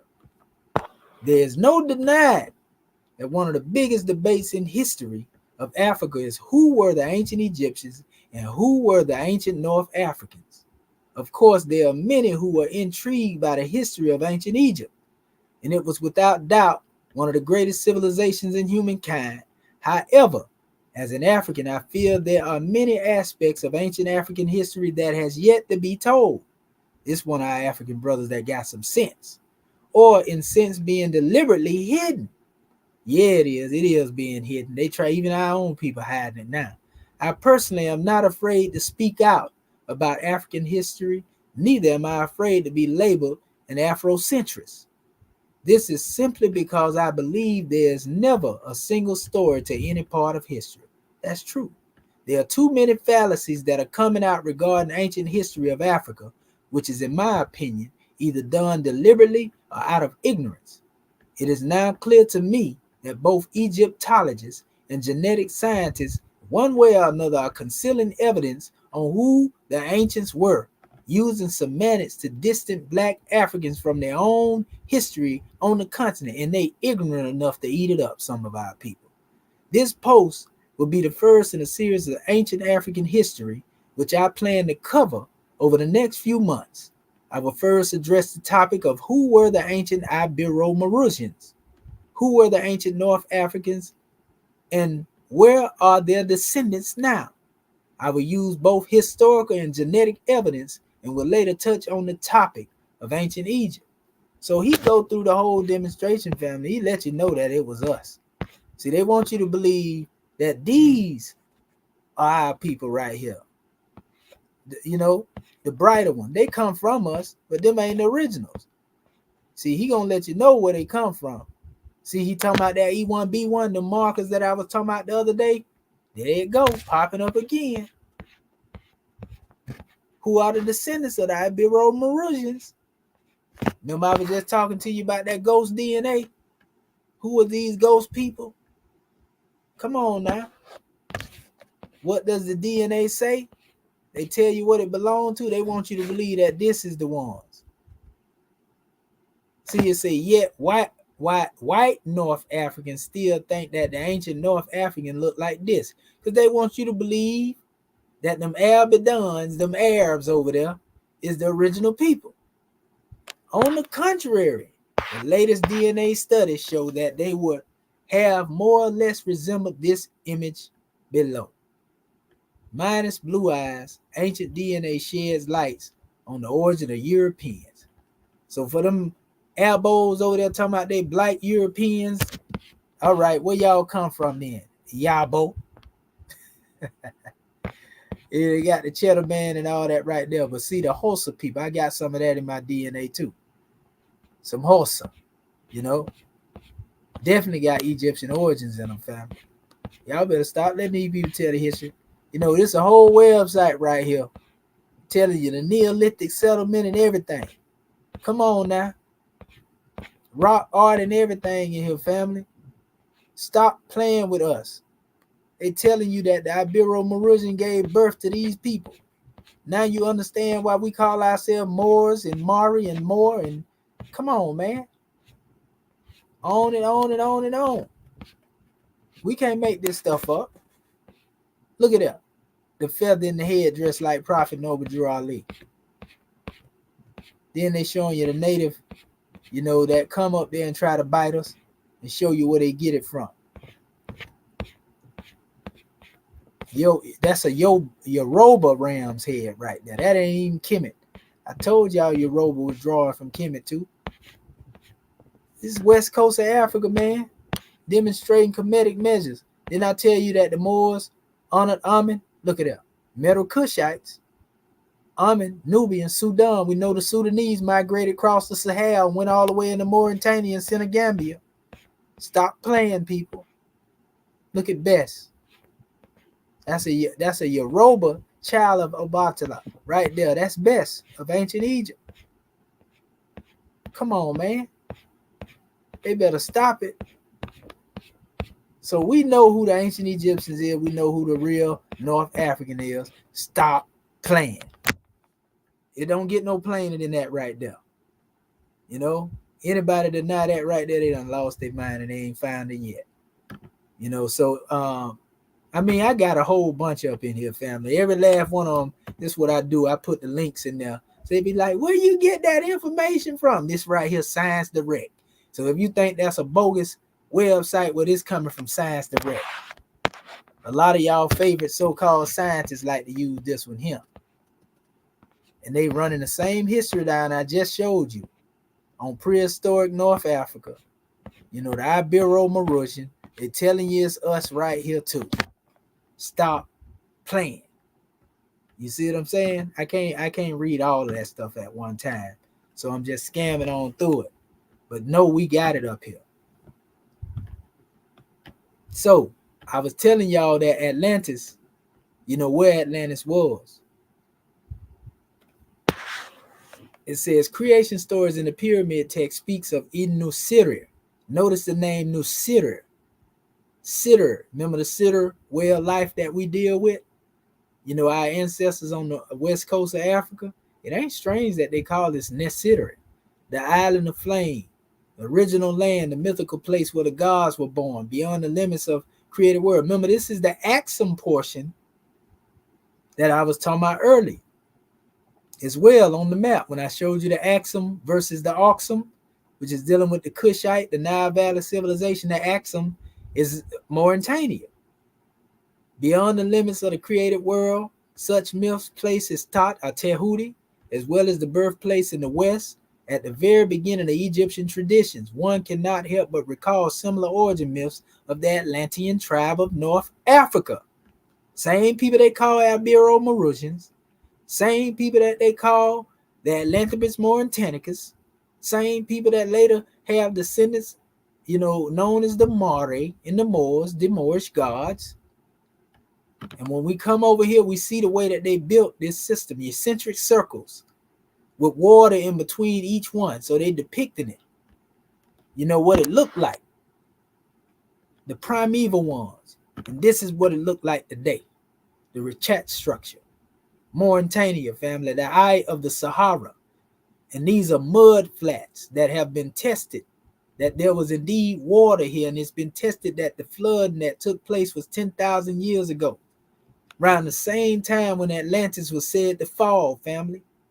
You can't just deny that. See, it says Thoth or Tehuti was born in a distant country to the west, which was across a body of water. Its main city was by the sea. Talking about the Atlantic Ocean, family. Plato's metropolis, the land possessed volcanoes, and the city had a low mountain or a large hill in the center. And this land is sometimes referred to as the Island of Flame. So they're saying that there was possibility in the middle of that circle, you know, a volcanic hill, so to speak, here. You know, and so they talked about the earth shaker, you know, Poseidon, you know, who is also connected to, you know, Atlas Mountains and having 10 sons, I want to say, Poseidon of the Greeks. And Tehuti, or Thoth, is called the cleaver of the earth. They called him the cleaver of the earth. Remember, he was the last that survived the flood that took place. And then he went into Kemet, went back into Kemet, and then established, you know, the Nile Valley civilization, where he taught Osiris, because they were savages at that time. See, it talk about the story of his sinking, narrated in Solon and Plato's ancestor and so forth and so on. You know, it's talking about that. They the one recorded. They give different. It was like 4 different floods that happened. The first one was around 432,000 BCE. And then it goes all the way up to 35,000, you know, and then it come up to the 10,000 year flood. So, you know, the primeval age of the gods go all the way back to 432,000 years. The brother Mighty Hebrew teach on this a lot, you know. So I got all that history over here that run down each one of the ages before it got to that point, and when it comes up into the present time, you know. See what it says right here, first flood, you know. Then it talked about the fall of the first dynasty of Kish. Yeah, come on, man, we do not play. So yeah, it's here, family. Here's another reconstruction, and this one is of the North Africans. And this particular one here goes deep into a history here. DNA evidence shows original North Africans had sub-Saharan ancestors. We already know that because I showed y'all that in my DNA. They say, see the sub-Saharan ancestors, they breaking all that down, family. There they go again. So anybody telling you that North Africans look like the Arabs, they done lost their Moorish mind. See that there? Like, come on, man. Look at that. Look at the map. They showing it to you. They showing you where it's at. Same place now. Same area that was known as the place of the Atlantis Mauritanics. Same place that Jebel Uhu was found 350,000 years ago. Same place that the Atlantean civilization was set up. They letting you know who it is. They know it's the Moors. Yeah. They know who it is. They think we be making this stuff up though, huh? Everybody can't be lying. That's all I got to say, family. So when we come right here, this is the work of Ivan Van Sertima too. I think this Dana Reynolds, the sister, I think this is part of her measure. She said, Byzantians, Tartarians, Atlantes, Moors initially were from the Berber indigenous people of Maghreb. And the later name Moor was later also applied to the Arabs. They were all descendants of Noah's sons Ham, Cam. As for the ancestors of these Berber-speaking tribes, due to their oral tradition, not much of their history survived. Though limited by this Roman-centric perspective, there's a surviving account by the 1st century BC Roman historian Sullus. He shed some light about their ancestors that obviously predates the arrival of Christianity into the regions by at least 2 centuries.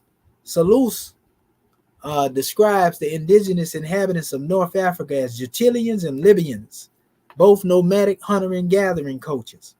He goes on to say that their culture later mixed with the wave of sea migrants, Canaanites, and Phoenicians. The new mixed cultures then became trade contacts with the Iberian Peninsula and became ancestors of the historic Mari, Moors, and Numidians. Their descendants today are the Amazigh, the Mozabite. I talked about them recently. The Tuareg, who lived in the scattered communities across Morocco, Algeria, Tunisia, Libya, Egypt, Mali, Niger, and Mauritania. They speak various Amazigh languages belonging to the Hamido-Semitic family, related to ancient Egyptian and African Great Lakes region. The Amazigh, plural Amazigh, means free and noble men. They have been present in these territories since the ancient times, according to the historian Malika Hakim. It says in their presence in the region dates back to more than 10,000 years. Now you understand why Prophet Noble Drew Ali say the Moors flag over 10,000 years old. Moroccan flag ain't that old though. So anyway, it says in Berber as an identity and culture was forged in the lands of North Africa and nowhere else. So we know Berber is really a misnomer, but we know who they talking about. This is one of the old maps you can see in that area right there in the Gambia, Senegal, where the Moors right there, and they ran all the way up here into the Atlas Mountains. That's what a Ricat structure is. All the way up here into Algeria. That's what a Mari was. All that right there. The Mari, the Moors, the Ibero-Maurusian, Atlantis Mauritanics. Come on, man. Do that with the word black. I bet you can't do it. I ain't talking about taking a word that's African and then defining it in English as black. I'm talking about take the word black and take it back as far as I'm taking this word Moor. Since you know so much. See right here, here's another map. These are maps actually from Africa. See, it says the Moors right here, Senegal. See that there? This is where we was took from, the slave post. So when they tell you the Moors wasn't took into slavery, they crazy. The slave post was set up in Moorish territory. All this, the Fouta Djallon, that's Moors. All that there, family. Come on, man. Stop playing with us. So that's the last one right there. But I told you I was going to take y'all back scientifically since we was talking about the Lemurians. And I was talking about the ancestor spirits, and us being seeded, by ancestor spirits. Let's go into the science of this. This is where you got to go to find this, family. Everybody talking about evolution, but ain't nobody talking about panspermia. Let's get into it. Listen to what panspermia. Everybody got a right to accept their own scientific model. I accept panspermia over evolution because it coincides with not only what the cosmology of Kemet teach, but it also corresponds with most of religious scriptures, the Bible and the Quran, but listen to what they say. This is an alternative to those who like evolution. It's up to you what you want to choose. That's what science is, because science normally meant to be debunked. But ain't nobody really talk much about panspermia. Panspermia hypothesis is the philosophical thought that life migrates naturally through space and states that seeds of life exist all over the universe and can be propagated through space from one location to another. So they tell you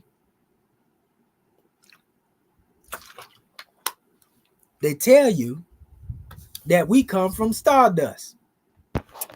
Well, here's the history behind it right here. When I tell you that we come from ancestral beings, watch this science talking like this now. You never heard no science talk like this. Listen to what they say. It says, ultraviolet astronomy and a quest for origin of life, right? The panspermia theory argues that life is originated in space, in spatter ices, continuously distributed to the planets by comets and meteorites. The soft panspermia theory stays one step behind. According to this, instead of living forms, amino acids, sugars, and molecules are required to form RNA are produced in space. Experiments consisting of the irradiation of interstellar ice, analogs with stellar-like UV radiation, have shown that indeed the building blocks of RNA can be produced in space. No wonder I was calling, that dark universe, that celestial now, melanin drenched, because you do know it's melanin out there too, right? But anyway, moreover, these laboratories results agree well with the measurements obtained from meteorites and data gathered by the Rosetta mission from the comet C67 Churyumov. It says in Gerasimenko.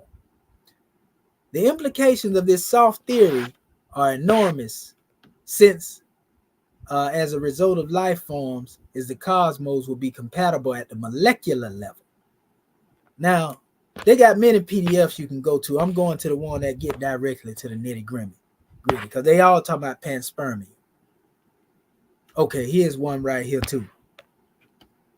Panspermia concept. The panspermia hypothesis, a philosophical thought that life migrates naturally through space, states that the seeds of life exist all over the universe and can be propagated through space from one location to another. Now, you heard the story when they talk about the 12th planet, Nibiru, and they talk about, the planet smashing into the earth and, the seed of life being, then brought to the earth with this particular collision. Sound real familiar to this scientific breakdown they giving here, huh? But anyway, it says particular models of panspermia called lithopanspermia, because they've got different drawings on it, involve movement of rocks that contain life from one planetary surface to another. It says in that is a launch into space. It says from the surface of the planet, impact ejecta. It says in subsequent arrival on a new body at high speed. Both ejection and arrival involve acceleration and shocks. For millennia, the idea embodied panspermia concept has been a topic of philosophical debate. Roland Searcy, it says ETL, it says in 1998, however, due to lack of any validation, it remained merely speculative until a few decades ago. It is only with the recent discoveries and advances from different fields of research that panspermia has been given serious scientific consideration. Rumpelato, most of That's 2009. It says most of the major barriers, it says, against the acceptance of panspermia have been demolished. It says when it has been shown microorganisms can survive the high impact and velocity experienced during the ejection from one planet, the journey through space, and the impact process onto another world. So they're saying they got to accept it based on that fact alone, right? Now watch this. It's another one down. It's the one that really goes deeper into it.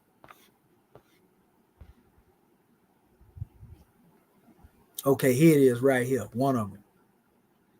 It says Other Worlds, Treatise on Geophysics, 2nd edition, 2015. Another possibility that life evolved elsewhere in the universe and colonized our planet as propagals. It says that that could withstand long distance transport in space within rocks, are resistant pellicles. It says pellicles, pardon self.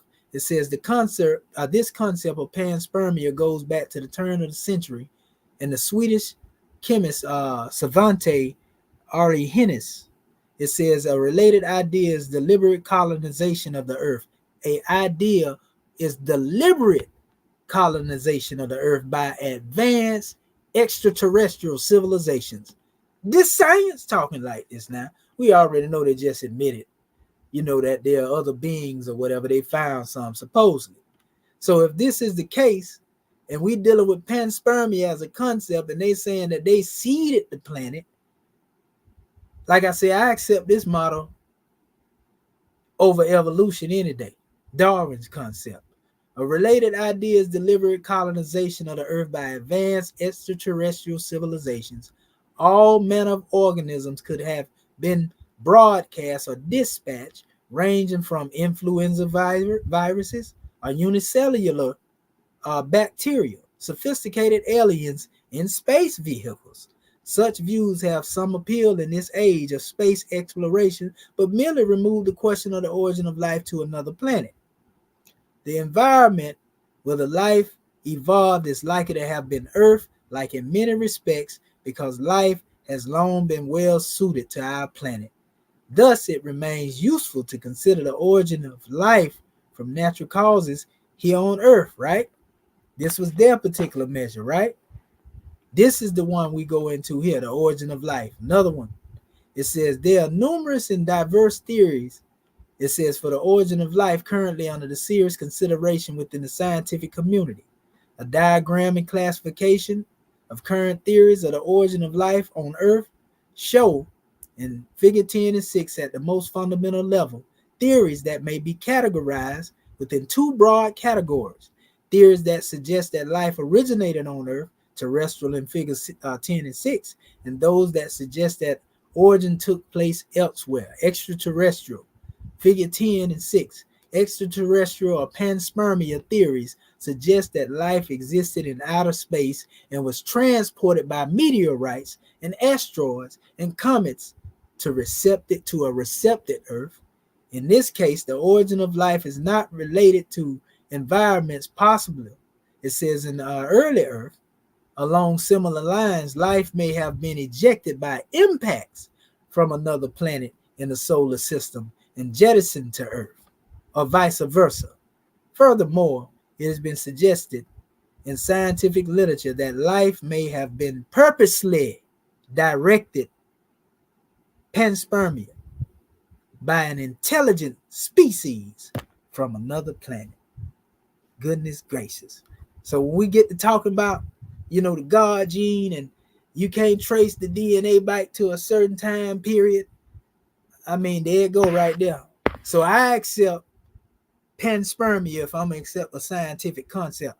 That's the model I accept. Everybody else can accept evolution if they want to. But I say that this corresponds more with the ancient Comedian teachings. If we understand the cosmology of Kemet, it corresponds with the teaching of the Sira people, which is off the west coast of Africa, our ancestors. It corresponds with a lot of the teachings of Africa, period. It corresponds with the Sumerian texts. All of them tell you that it was another species. that was involved. So you get a chance, you can go and look at this here, because I ain't finna read all of this stuff. But that's what we need to have knowledge of when we go to talk about Lemuria. And this is how you get into the scientific aspects. That's what science is. You accept whatever scientific model you want to accept. That's why they out there. And then knowledge advances and it continues to grow. But you got to know how to be able to tie that scientific knowledge into the wisdom that you already have. And that's what we're demonstrating right here. They're saying the same thing. They talk about the Pangul. They talk about the spiritual ancestors. They talked about the Netzeru in ancient Kemet. They talk about the Elohim in the Bible. Let us make man in our image. They talk about the Anunnaki, the Devas. Come on, man. Sound like to me, panspermia agree with all the books. But it's a scientific model. Like I said, it don't get no plainer than that right there. It don't get no plainer than that. So let us go back over here. So let me see right here.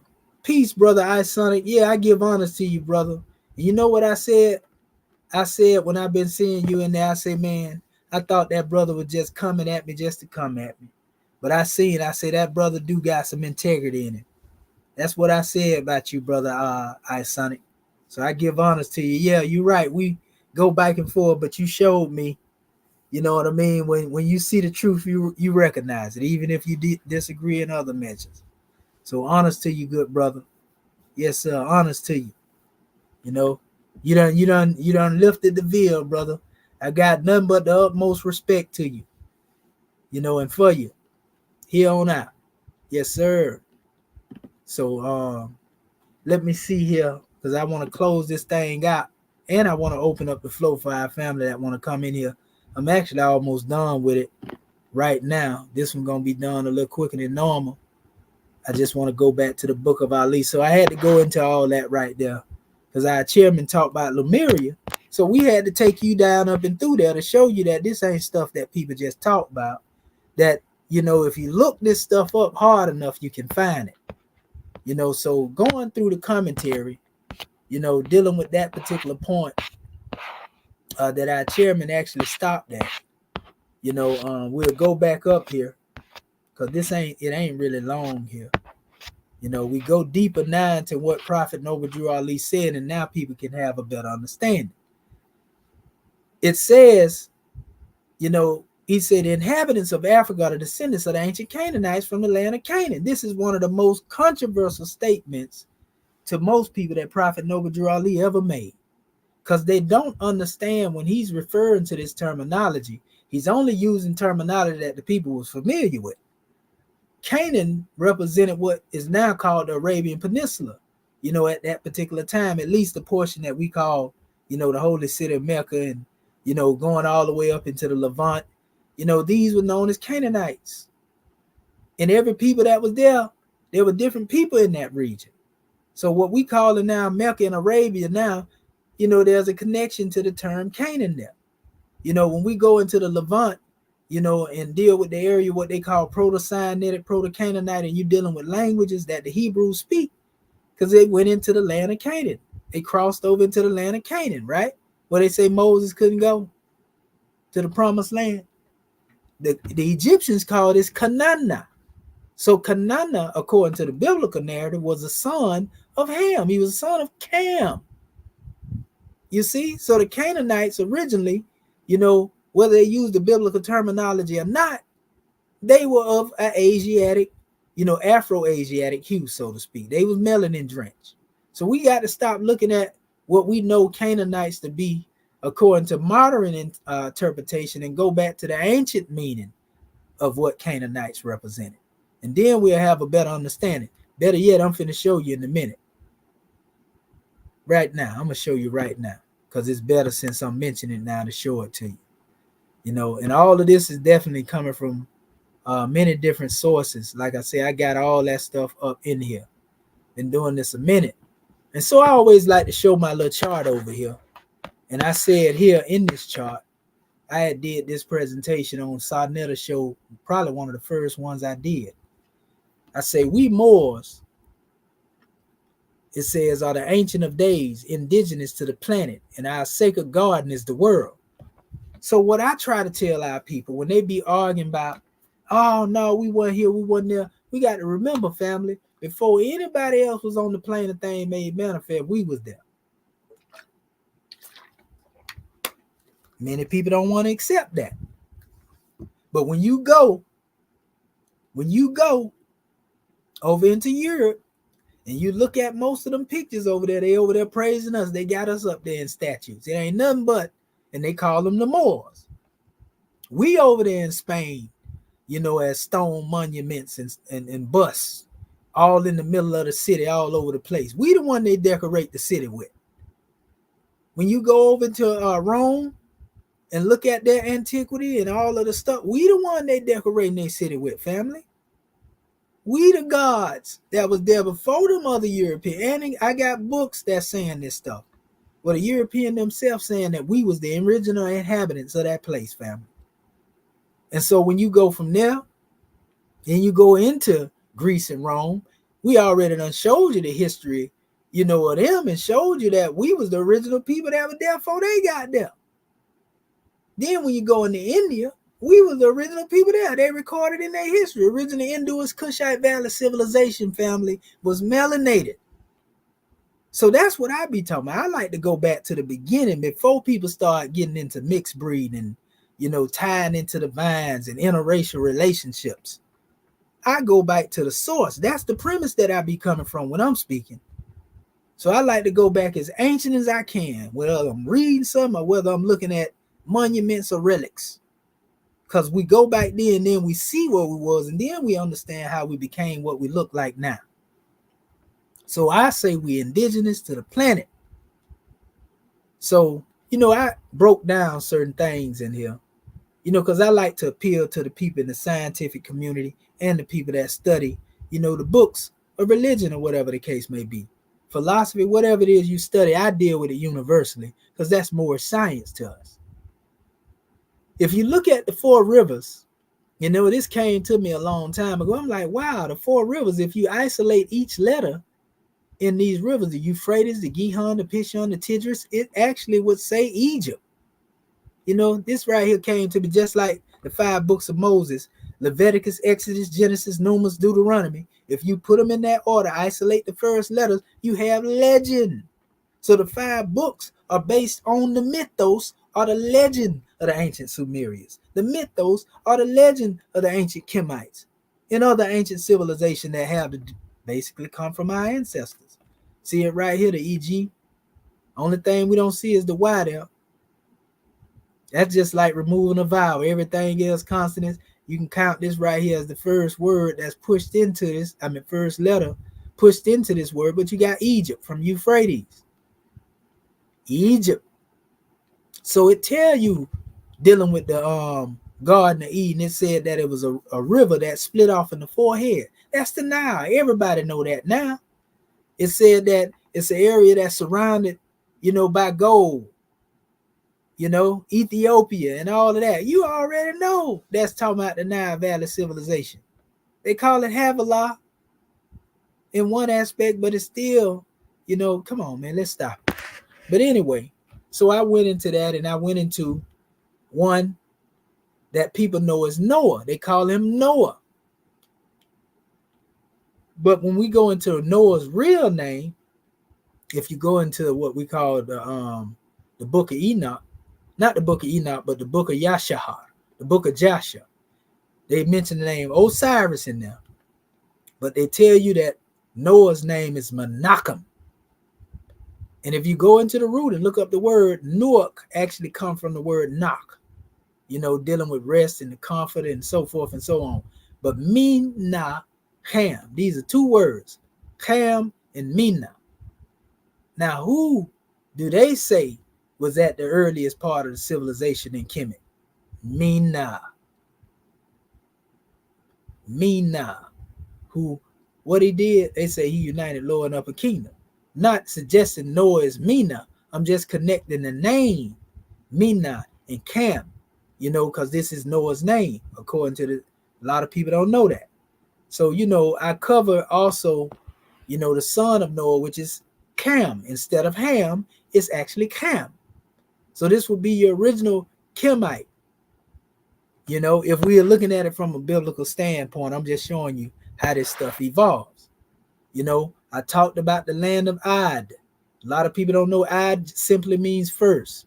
That's why you see the Ad as a prefix to the word Adam, first man, as they like to call it. But there's one that's before that Adam Kadman. And the Kadmonites were the original inhabitants of what we today refer to as the land of Canaan. See, a lot of people don't even know nothing about that. The Kadmonites inhabited the land before Abraham came. It's said in the book of Genesis, chapter 10, when they speak on the nations. But that's another measure. So it says that Aden, this is where you get the word Eden from. See? So Atlantis, Ad land, the land of Ad. It talk about Ad in the Quran being destroyed by a mighty wind. Sound like Atlantis to me. But that's a whole nother measure. But then we have the land of Mulimoria, El Moria.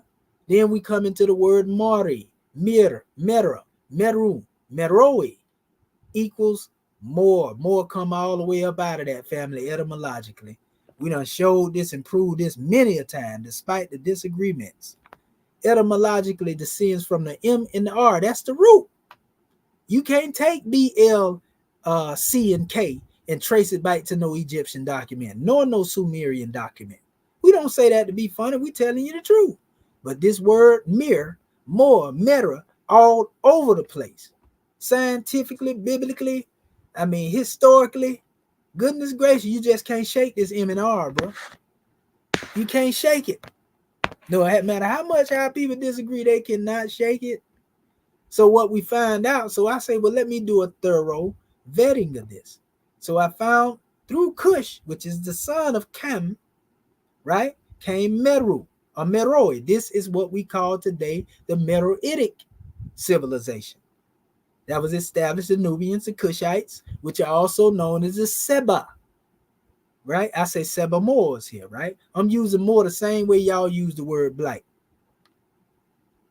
So, Hikapta Moors. These are your Mar and your Mera. Tamare. See? Mar, the priesthood. Amun Ra, I showed it to you earlier. Mesura. This is Mesra, Misraim. You know, that's where the capital was said to be. Memphis. Manafa, as we call it, right? Kemetically. So then we have the Puttites, who is also a son of Cam. Mari, More, the Puttites. These are your Libyans. That was in North Africa, they keep telling it. In Numidians, the Numidic people. Carthaginians. They come from this land right here, family. Then you have the Kanana, the Amori, the Amaru. This is where your Moabite and your Canaanite bloodline come from, Mu'aba Moors. And look at that. This is actually El right here, the Canaanite deity El. Look at the Atef crown that he got on his head. If you don't believe he committed, the same one also wear with the two feathers on the side. What is a Canaanite deity doing wearing an Egyptian headdress? Make it make sense, people.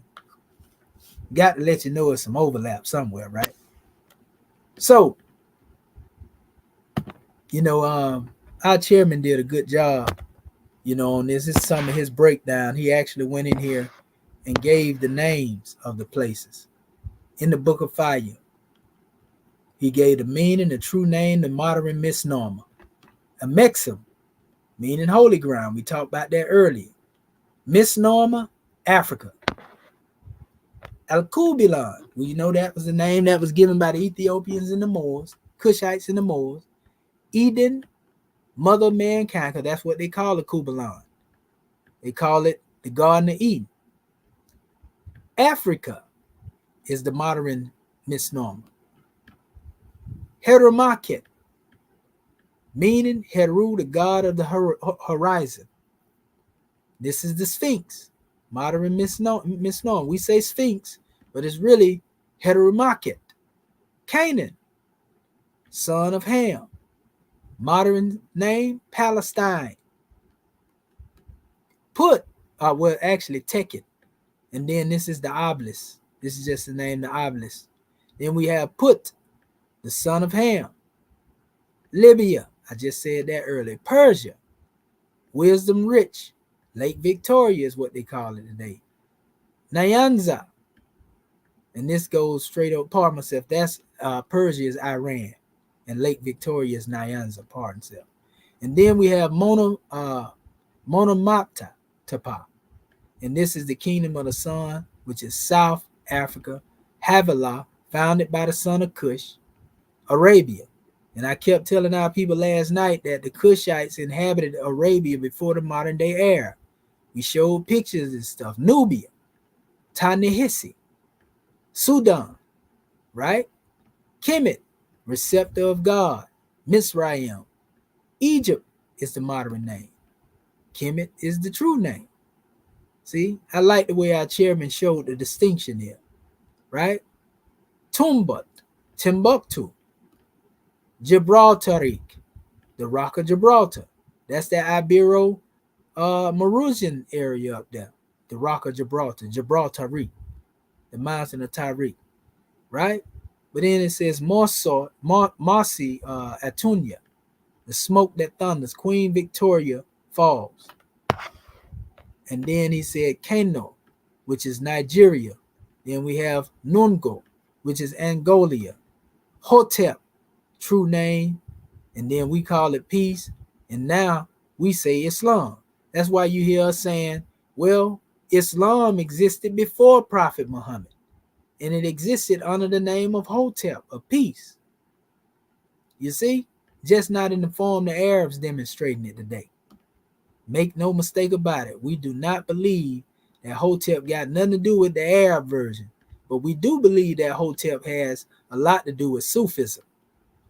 So Moorish nationals in Southwest Africa, well, descendants of North America, then we have in Southwest Africa, you know, so Moorish nationals. That's just showing the history between the two. So, I mean, the brother chairman went in on a lot of this stuff here. But I'm pretty much, done outside of really just showing certain areas dealing with the land of Canaan, and where it was and so forth and so on, and certain definitions like here. See it right here. Inhabitants of Africa are descendants of ancient Canaanites from the land of Canaan. Come right here. Ham, the remaining son of Noah, had 4 sons. Cush, father Nimrod, progenitor of the Babylonians. Mizraim, who peopled Egypt and the northern parts of Africa. Put, who is the ancestor of the Moors, and Canaan, of the Phoenician and the Canaanites, who also are ancestors of the Moors. You know what I mean? So, like, it's crazy. I got it all up here. We got to know who the original Canaanites was, too. In the 10th chapter, it's from Prehistoric Nations, too, by your boy John Baldwin. It says, in the 10th chapter of Genesis, Hebrew belief in the antiquity of the Canaanites, called Phoenicians, is shown by a statement that Canaan, Cush, Mizraim, and Put were brothers. See, these names are made to represent the beginnings of several branches of the Hamitic race, right? Another one here, going deeper. This is actually continuing the Uden. These nations are made to represent the beginnings of several branches of the Hamitic race. This important chapter, which preserves the earliest ethnological traditions of the Hebrews. That's why I say if the Hebrews going to be recognized, they got to claim their Canaanite roots. It's a geographical and ethnical point of view of great value. George Rawson, while assigning his imagined Semitic Phoenicians to a comparative modern period, cannot deny that civilized Phoenicia itself was very ancient. Here it is. Old man Cush and his family are the first inhabitants of Africa who came from the land of Canaan.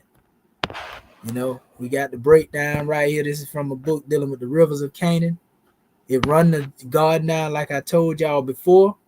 And it tell you here of the land of Canaan, the river of Egypt, the Nile, as one of the boundaries of Canaan, as being outside of Canaan signifies such things as of the natural man. It signifies, it says the termination of the church.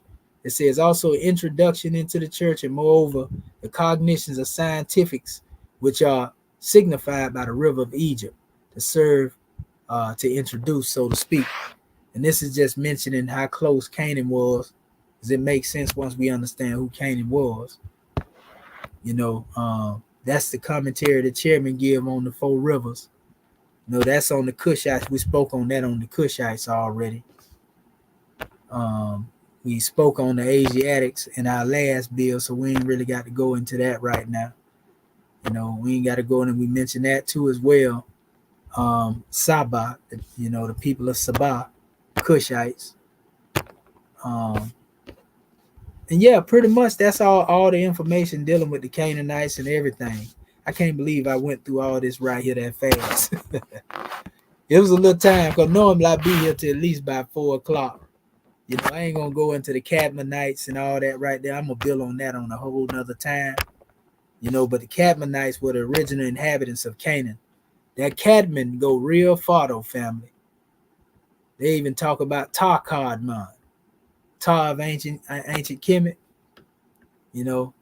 For those who don't know, Cadmonite actually mean aboriginal, ancient, all of that. See, the Canadish nation represented the Eastern people. See right here. Codman also deal with Tehuti on a certain level. It also has a lot to do with same stuff we was talking about, the panspermia concept. See, Tar-Kadman, you know what I mean? Like, that's a whole nother bill right there, though. See, Kadmoni in Hebrew means aboriginal, Kadmonite. These were the original aboriginal people that inhabited the land of Canaan, right here, the Kadmonites, descendants of Adam Kadman. Telling you, family, we don't make this stuff up. If you don't know what I mean when I say descendants of Adam Kadman, you got to come over here to the book of Proverbs chapter 8, where it say the Lord possessed me in the beginning before his works are old. I was set up from everlasting, in the beginning of the earth ever was. When there was no depths, I was brought forth. When there were no fountains abounding with water, before the mountains were set up, before the hills, I was brought forth. Yeah, we were there with the Creator from the very beginning. We was with the Elohim. We took part in our own creation. Don't even know it, do we? While as yet he had not made the earth nor the fields, nor the highest part of the dust of the world. When he prepared the heavens, I was there. When he set the compass upon the face of the deep, when he established the clouds above, when he strengthened the fountains of the deep, when he gave to the sea his decree that the water should not pass his commandment, when he appointed the foundations of the earth, then I was there by him as one brought up with him. I was daily his delight, rejoicing, always before him, rejoicing in the habitable part of his earth, and my delights with the sons of men. So the word that's used in the Hebrew, for from the everlasting, the works of old, is the word kadam. See, from the earliest time, see, everlasting, kadam. So when they say Adam Kadman, it's really Adam the God man. In Adam Kadman is also the presence of what we call Ish and Isha, which represents spirit man and spirit woman. Comedically, Ish and Isha represents Asar and Aset. See, when you get down to in this physical, Asia, the earthbound plane of thing made manifest. Where the Asiatics at? When you get in this flesh, this body, because all this is spirit man right here. And this spirit man represents the essence in which Adam, the physical man, was made in the image of. So Adam was not made in the image of God, like the people like to teach in the Bible. Adam was made in the image of Adam Kadman. Adam Kadman was made in the image of God. See? 3 different degrees. So anyway, and the Elohim was the intermediary between the two, by the way. You see, so when we deal with the physical man and woman, this is not our mother and father family. This is mother and father of the human family. Our mother and father is Ish and Isha, Asar and Aset, spirit man and spirit woman. See what I'm saying? So the Cadmonites came through that special lineage family. Just like we was talking about them 3 root races, that couldn't be traced because they went beyond the flesh. This is how you look at Adam Kadmon, but there were those who came into the manifest. So the Kadmonites, represent, the indigenous, to that land of Canaan in that area, man. But I'll go into that another time. Like I say, I don't want to, really go all the way into that measure because I'm dealing solely with this drawing. So I'm going to read the rest of this that the prophet was dealing with. Now that we talked about the original inhabitants of Canaan, this stuff go deeper, family. That's why you got to stop looking at words and getting fidgety. Oh, that don't mean that, because when we go deep into the words, we find out it go way beyond what we was thinking. What we were thinking, you got to kick that all out the window now, because I just exposed to you how this thing means something on a whole nother level. So old man Cush and his family are the first inhabitants of Africa who came from the land of Canaan. It's just simply talking about that area. There was a migration out of that region. Our people don't know it. And they went all the way into the west coast of Africa. When Atlantis fell, then they went into the Nile Valley civilization and established that. And everything else came behind that, as you know, is history now. So it says his father Ham, or Cam, and his family was second. And then came the word Ethiopia, which means demarcation line of the dominion of Amexem, the first true and divine name of Africa, the dividing of the land between the Father and the Son. And I showed you this, the division of the land right here between the Father and the Son. I showed it to our people right here. There it go. Father, Son, Camites, Cushites, demarcation line. There it go. So anyway, it says, so basically what I'm showing y'all is that rather than me just going on what Prophet Noble Drew Ali said and not doing the research, I'm showing you the research I done, based on what he taught. I didn't just take what he said and ran with it because Prophet Noble Drew Ali said it. We don't teach like that. Prophet Noble Drew Ali told the Moors, that basically when we get the pen, we supposed to write the history and then we sign our name on it. When we get the pen in our hand, I got the pen in my hand right now. So I went and researched what Prophet Noble Drew Ali said, and this is the result. All this information I'm bringing is the result of me studying what this man said, and it came back right, family. It didn't come back phony as a fraud, family. So on the outside looking in, if you understand Canaan and you just thinking about Canaanite that they speaking in the Bible, you burn up from the start. You ain't gonna comprehend nothing of what I'm saying because you too caught up in the biblical narrative that was given by the Jews. It was the Khazars that gave that interpretation talking about Canaan was cursed. That's a whole nother story. But anyway, it says the dominion of Cush, northeast and southeast Africa, northwest and southwest was his father's dominion, Africa. In later years, many of their brethren from Asia and the Holy Lands joined them. The Moabites from the land of Moab, who received permission from the pharaohs of Egypt to settle and inhabit northwest Africa. I don't know if y'all caught it when we was in there and Lord Abba came on the channel and he asked the brother, had he read the works of Mustafa Gadala, the Egyptian Rumni. If y'all ain't read it, you need to read it because he gives the history on the Moabites actually being in the Egyptian colony. And it makes sense when you look at what they call, the Moabite language. If you go into what they call Sarabat al-Qadim, which is what the Moabites were said to be, it makes sense. The Moabites from the land of Moab who received permission from the pharaohs of Egypt to settle and inhabit northwest Africa. And they were the founders and are the true possessors of the present Moroccan Empire with their Canaanite, Hittite, Amorite brethren who sojourned from the land of Canaan seeking new homes.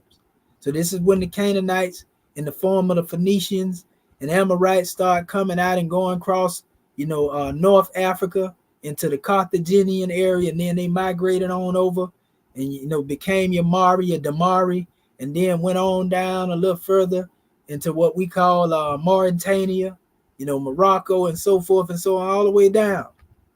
That's what Noble Drew Ali referring to here as the Moroccan Empire. He say we established it, not them pale skinned Moroccans over there, our ancient ancestors that was there before them. So it says Their dominion and inhabitation extended from northeast and southwest Africa across the great Atlantis, even on to the present North and South and Central America. So now he's referring to what I was showing y'all, where Atlantis was located, the Richat structure, or what we was talking about earlier, Mauritania, same area. He said their dominion and inhabitation extended from northeast and southwest Africa, that's from Kush, the Nile Valley, all the way across to the great Atlantis, that's Mauritania, unto the present North, South, and Central America, also Mexico and Atlantis Islands before the great earthquake, which caused the great Atlantic Ocean. He's saying that this was the dominion, the capital empire dominion before Pangaea was split up into 7 different continents. It was ran by our ancestors. So anyway, he says their dominion and habitation extended from northeast and southwest Africa, again across the great Atlantis, even onto the present North, South, and Central America, and also Mexico, the Atlantis Islands, before the great earthquake which caused the great Atlantic Ocean. It says, see map of the Mexamites and the ancient Moabites separation into the world. In the map, the chairman is talking about, actually it's right down here in the commentary, right here, when everything was together. So the capital empire and dominion was on the manifest, is what's being drawn there. But anyway, in other words, our people was ruling the planet. So it goes on. Hold up.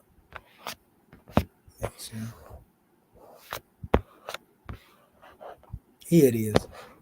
It says well, I ain't gonna read that again. It says the river Nile was dredged, it says, and made by the ancient pharaohs of Egypt.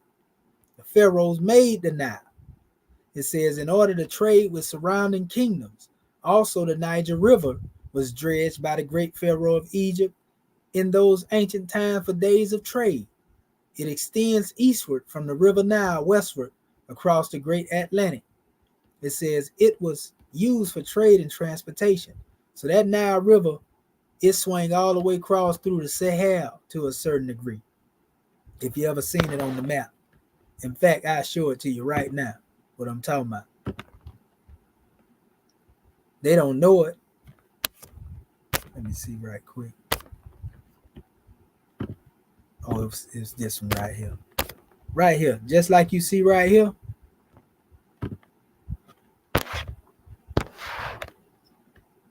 See, it said the river that came around, the Nile flowed all the way over here into the great Atlantis.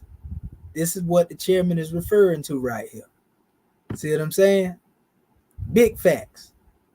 Big facts, family. The Nile definitely branches off into other areas and rivers, that go a little further than we think they do. A lot of people just don't know it. So, yeah, there it is right there. So, yeah, he said it here. Again, the river Nile was dredged and made by the ancient pharaohs of Egypt in order to trade with surrounding kingdoms. Also, the Niger River was dredged by the great pharaoh of Egypt.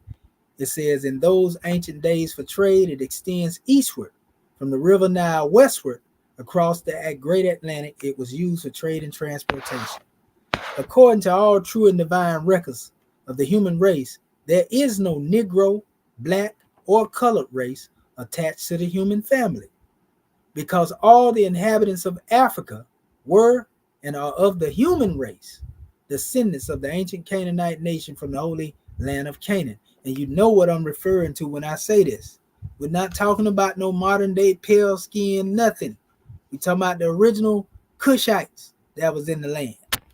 It says, what your ancient forefathers were, you are today without doubt or contradiction. There is no one who is able to change man from the descendant nature of his forefathers unless his power extend beyond the great universal creator, Allah himself.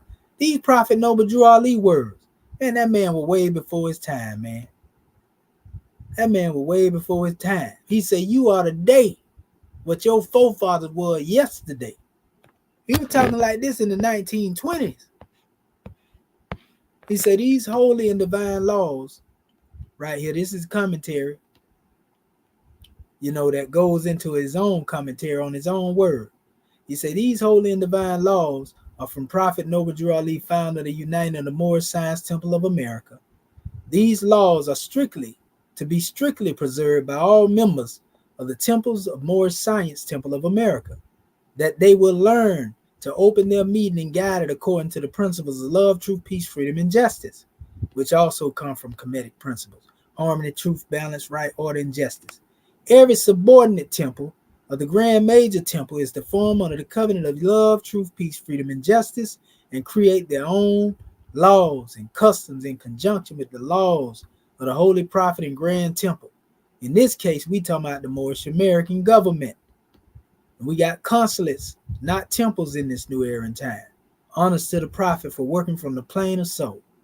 I, the Prophet Noble Drew Ali, was sent by the great God to warn all Asiatics. It says to repent. Asiatics of Americas will repent from their sinful ways before that great and lawful day which is sure to come. Now, he ain't talking about sinning and going out getting drinking and eating and being merry and doing fornication. No, he talking about sinful ways and not proclaiming your one free national name. He said the time has come when every nation must worship under his own vine and fig tree. It says, and every tongue must confess his own. It says, through sin and disobedience, every nation is suffered slavery, due to the fact that they honor not the creed and principles of their forefathers. That is why the nationality of the Moors was taken away from them in 1774, and the word Negro, black, and colored was given to the Asiatics of America, who were of Moorish descent, because they honored not the principles of their mother and father, and strayed after the gods of Europe, in whom they knew nothing. Come on, man, wasn't nobody talking like that before Prophet Noble Drew Ali. We already showed you that the Honorable Elijah Muhammad had the lessons in his possession when they got him for draft dodging. You know what I mean? So we're going to run this last little commentary on the chairman, and then we're going to open it up, for somebody that may want to come in. Criticism, comments, it's all right. We don't kick our people off. We build with them. Agree to disagree and keep it moving. Inhabitants are indigenous first people, tribes, families, or nations to populate or live upon in a special landmass. Descendants are the true bloodline, children, and inheritors of a particular family, nation, or kingdom. Descendants have the distinct advantage of being able to trace themselves through their ancestral lineage. Drew Ali often spoke of the Garden of Eden or Canaanite era as the great separation of Amexican families from the center east into the outer bounds of the world. People come before the earthlands and will name the lands after themselves. When teaching the Moorish Americans about the power in their decent nature, the Holy Prophet often uses the word ancient, meaning oldest, first, aboriginal, creator, descendants of the ancient Moabites, is not to be confined to the African land of Moab, but the original bloodline of the people themselves. The ancient Canaanites mean the first people to name the land after themselves. Yet before these Asiatic kindreds separated into the world, they formed a covenant in order to remember the relation that binded them to love and unity. This treaty would later become the world's first national prayer being returned to the Moorish by their prophet. See chapter 25, Holy Covenant of the Asiatic Nations. It says, in their seeking new homes, the ancient Moabites called descendants of Ham or Cam Hamathites, Hittites, Amorites, Canaanite brethren became the founders of all kingdoms and nations and countries in the dominion of Western Egypt. The Hamathites found civilizations in all lands, waterways and airways in west of Ethiopia, demarcation line, which divided the center line of Amexem to the foremost outer bounds. It says of earth, first then east and then west part and south. These aboriginals settled from the Atlantis Islands and the continental Americas to the islands of the present-day Pacific Ocean. These lands completed the circle of the earth of the dominion of the East Comedian capital of Egypt. It says from the east shores of Amexem to the Pacific continentals, right? These include the eastern Canaan lands of Kush, territories of Asia, Himalayas, China, Japan, Melanesia, Australia, and Australia, right? It says the damp, cold, mountainous lands of Europe, contrary to the infinite nature of the aboriginal human family of nations, was known as the Forbidden Northlands, inhabited by the exiled clone disease gods from Kemet. So man, he goes on, into the origin of the human family. It's crazy because the way the chairman shows the origin of the human family in this map is basically the same way that they show it today in science. Same direction. It's pretty much the same. He goes into the river, the Nile, Amexem, or Kubalon, goes into the length of the Nile and, how long it is. And, he run it all down, family. Same thing that we just went over. And then he goes into the genealogy, which we already familiar with the Old Testament, how they break it down. Moorish or Moroccan, a lot of this stuff we done already went over. But this is important. I will read this part right here. Because we got to please stop it, people. We are not Moroccans. We Morocco daddy. Them our children are the children of our ancestors, that is. You know what I mean. So Moorish or Moroccans. There's a great distinction between the free national name of Moorish and Moroccans. The Moorish peoples are the founders of the present-day Morocco, right? Nearly 30, it says, are other countries in Africa west of the line of Ethiopia. It says the word Ethiopia marks the demarcation line dividing the Amexem between the old man Ham and his son Cush. The divine and national name Moorish derived from the industrious acts of those Muslims who are descendants of the Moabites, Hamathites, Amorites, and Hittites and Canaanites. Morocco became known as Egypt of the West and became the western capital, it says, of the Dominion. In 1403, Morocco finally received an ancient five-pointed open green star of the Moorish. Moroccans are confined to the jurisdiction of Morocco, whereas the name Moorish is a collective of free name of the children of one father who remembered the relation that binded them into love and unity. It says the descendant name of Moorish became the united collective of free national name of the ancient Moabites and the West African gods who formed themselves kingdoms in the westward portion of the dominion of Amexem. Their conscientious works and productivities include dredging rivers for trade, establishing universities of science and education, and forming themselves kingdoms. These kingdoms are called this day Morocco, Algiers, Tunis, Tripoli, Libya, Chad, Mali, Senegal, Gambia, Ghana, Nigeria, Congo, Angola, Namibia, Botswana, and today's South Africa, etc. It says the Moorish are the true founders of these Western African kingdoms across the Great Atlantic to the continental Americas and the Jordan Islands. It says this is why Noble Drew Ali declared the Moorish Americans are the descendants of the ancient Moabites whom inhabited the northwestern and southwestern shores of Africa. Act 6. The free national name of Moorish connect to the descent nature of their ancient forefathers, and American to illustrate their aboriginal and indigenous status to lands furthest west. So the chairman, he pretty much went through here and ran this whole thing down. Y'all want a copy of this book of Ali, all you got to do is get at me and I'll email it to you. Email me at egyptianadept.com. You can get the PDF, but you can buy the hard copy, from our chairman if you want the hard copy of the book of Ali. It's actually a soft bound, but I'm just saying if you want it in physical form, it's a lot of commentary up here, not necessarily to read, because y'all already pretty much got it. I ran a lot of it down. A lot of this going to reiterate some of the stuff I said. We do see where our chairman tell you that, the word more derives from Mari, same thing. I just went and did my own research. The chairman, this is the chairman research, and he did good research. So I come behind him doing the same thing, because that's what we do. No truth contradicts another truth. So at this time, I'm going to stop sharing this demonstration here.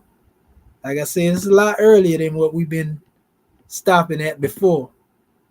And at this time right here, I'm going to drop this link just in case somebody want to come in here before I close out. If they got any comments, that they want to make, all are welcome. Everybody welcome in this platform right here. So again, the subject title right here is The Book of Ali, Egypt, the capital empire of the Dominion of Africa. That's what Noble Drew Ali read. All me and my chairman did research, and gave you historical data, so to speak, and that's what it boiled down to. I wouldn't be going so hard for, this particular measure if I didn't know that I was demonstrating the truth, family. I done did the research. That's why you can't sway me and make me go another way, because I done looked into these records myself. And I got them stockpiled over here. It's so crazy that my computer being bogged down. I keep telling y'all, like, just one section right here, all this right here, these all my little PDFs I done created over here. If I go to my screenshots, oh my God, this is where all of the archives at over here. It's where I got everything at over here. Look at all this here. I done ran out of memory. I got so much over here. So, like, when I be telling you, when you talking to Brother Commission and he be saying certain things, I ain't just saying this stuff to be saying it, family. I'm saying it because I done researched this and studied it. And that's why every time when I get in the ring with these guys, ain't nobody really never came on no debating level. They don't really want to do that. But they already see. They be watching my channel. They know what time it is. They know I got receipts for everything I'm saying. But being that they have all tried to call me pseudo, which is a derogatory term, by the way, that we have to stop using as a people. Pseudo is just like saying N-I-G-G-R, N-I-G-G-E-R, nigga. You know what I mean? That's basically, if you look it up, it'll tell you that. But, they do that to run. They try to say that because they don't want to get in the ring. You can't call somebody pseudo until you test the theory. Get in the ring. And then we're going to see how pseudo we is. We're going to see how many receipts I got to back up what I'm saying. You see all this right here, family? And it's just going on and on and on and on and on and on and on. And this come from me being up the same time I am now, 3 and 4 o'clock in the morning. If I wasn't on here with y'all, I'd be in these books, family. You know what I mean? So when I'm saying this stuff, it's a part of me now. I've been doing it for 30 years, family. So it's up here. I don't really need this stuff, the paper here. I can say this stuff off the head, I'm telling you. But if I do it, they're going to say, we want to see that in write. So that's why I'm showing it to you. I'm showing it to you. Perhaps it'll become a time where I can just speak without having to pull something up all the time. And they don't like me to do that neither. Oh, he finna pull a PowerPoint, y'all. Well, I thought that's what you wanted. Didn't you say source up or shut up? You know what I mean? So that's what it is, family. We ain't playing. We are not playing. So what I'm going to do, let me see if nobody clicked that link yet. Okay. So, all right, family, it's been real then. We're going to let our family go early. It's sad tonight. Ain't no telling where our people might be at this time. I know I'm home, but so, what I'm going to do, I'm going to go ahead and play this track. I tried to play it last night, but it actually, it didn't play. But I'm going to make sure I got the sound on. The link's still there if somebody want to hit it by the time I find this song. And other than that, we finna go ahead and close this demonstration out. And then we'll get to the last book of Ali in our next session. So all is well. I give honors to everybody that tuned in. Let me get up here and give shouts out to my people that showed up. The ones who mentioned and announced themselves, and also the ones, that were just on the manifest observing. Brother Charles Warrior, Noble Brian, Sister Diane Carter Bay, Keys, honors to your family. We Will World, honors to your family. Most definitely. Honors to you. I see you over there building. Ice Sonic, we give honors to you if you still there, good brother. Like I told you, I'm glad you showed up because I was saying I was going to tell you that in the chat. You know what I told you tonight, but it was meant for you to show up, good brother. Thanks for showing up and peeping in. And Brother Terrence the Great, I give honors to you for always showing up as well. So let me get this trike in here so we can close this out.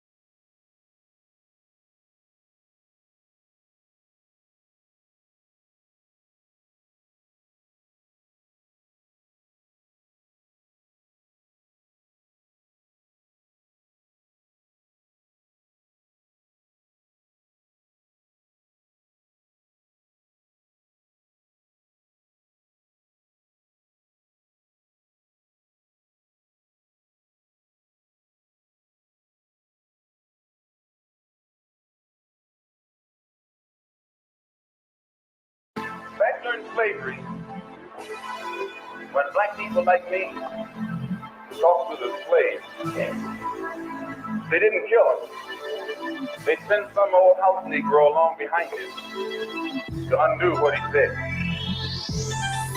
You have to read the history of slavery to understand this. There were two kinds of Negroes. There was that old house Negro and the field Negro. And the house Negro always looked out for his master. Yeah, it's that sacrilegious blasphemy.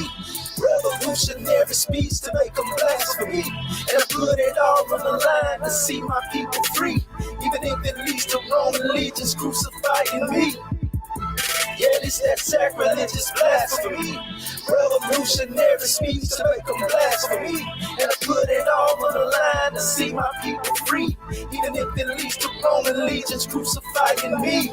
Blood diamonds in our veins, so we breathe free. Every nigga's a potential donor for a small fee. Over the years, I gave my blood, my sweat and tears. Upright, independent, and fearless, and it's all clear. They wanna see me on my knees with my hands out, but I refuse to be a big ninny chasing clout. Your favorite rapper, Honor Master, he's a faithful slave. Phallus worshiping pagan rights for minimum wage. And I say the things that these house niggas wanna say. Can't cancel me cause I'm the culture, watch me lead the way. My footprints are clearly cut cause I'm a big stepper. I leave eternal landmarks, therefore I live forever. My Moorish ties can never be severed. Medieval demons plot to earn acceptance, and I don't have to get ready because I stay ready. Recite these vanishing rituals, these are my confessions, and I got a 7-day theory like Machiavelli. Sacrilegious blasphemy. Revolutionary speech to make them blasphemy. And I put it all on the line to see my people free. Even if it leads to Roman legions crucifying me. Yeah, it's that sacrilegious blasphemy. Revolutionary speech to make them blasphemy. And I put it all on the line to see my people free. Even if it leads to Roman legions crucifying me. Freedom of speech, just watch what you say. Them devils look for excuses to exercise they hate. Them soundbite manipulation justify the case. A pig's only agenda is to control our fate. So many snakes and I miss silent hissing like Judas. Filled in malice and greed, but still I see through them. And I can see it in their eyes, they pray for my demise. A crown of thorns upon my head, but yet I hold it high. And I walk with purpose purpose and pride in every step I stride. Cause I made a vow to the ancestors to ride or die. So without a burden of many spirits and lost souls, yeah, I'm captive within the struggle as I unfold. They hold the stripes on my back, look at my broken flesh. I'm speaking truth to power into my last breath. I hear true legends never die, and now I'm legendary. And I live forever through these lyrics, even when I'm buried. Yeah, this that sacrilegious blasphemy. Revolutionary speech to make them blasphemy. And I put it all on the line to see my people free. Even if it leads to Roman legions crucifying me. Yeah, this that sacrilegious blasphemy. Revolutionary speech to make them blasphemy. And I put it all on the line to see my people free. Even if it leads to Roman legions crucifying me. Yeah, this that sacrilegious blasphemy. Revolutionary speech to make them blasphemy. And I put it all on the line to see my people free. Even if it leads to Roman legions crucifying me. Yeah, this that sacrilegious blasphemy. Revolutionary speech to make them blasphemy. And I put it all on the line to see my people free. Even if it leads to Roman legions crucifying me.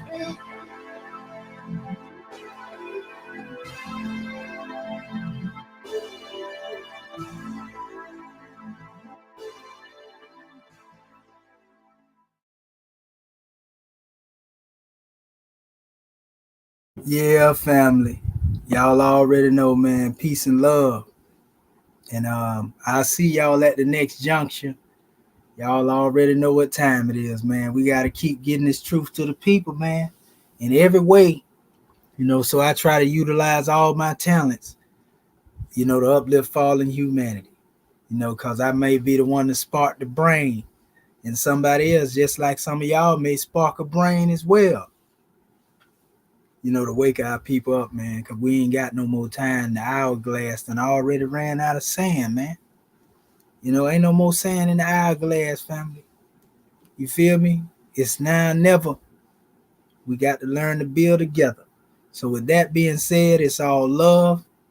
Shimo Tepu, Ankwajet Sanel, peace. Prosperity be upon you. And we'll see you at the next junction. Divine love.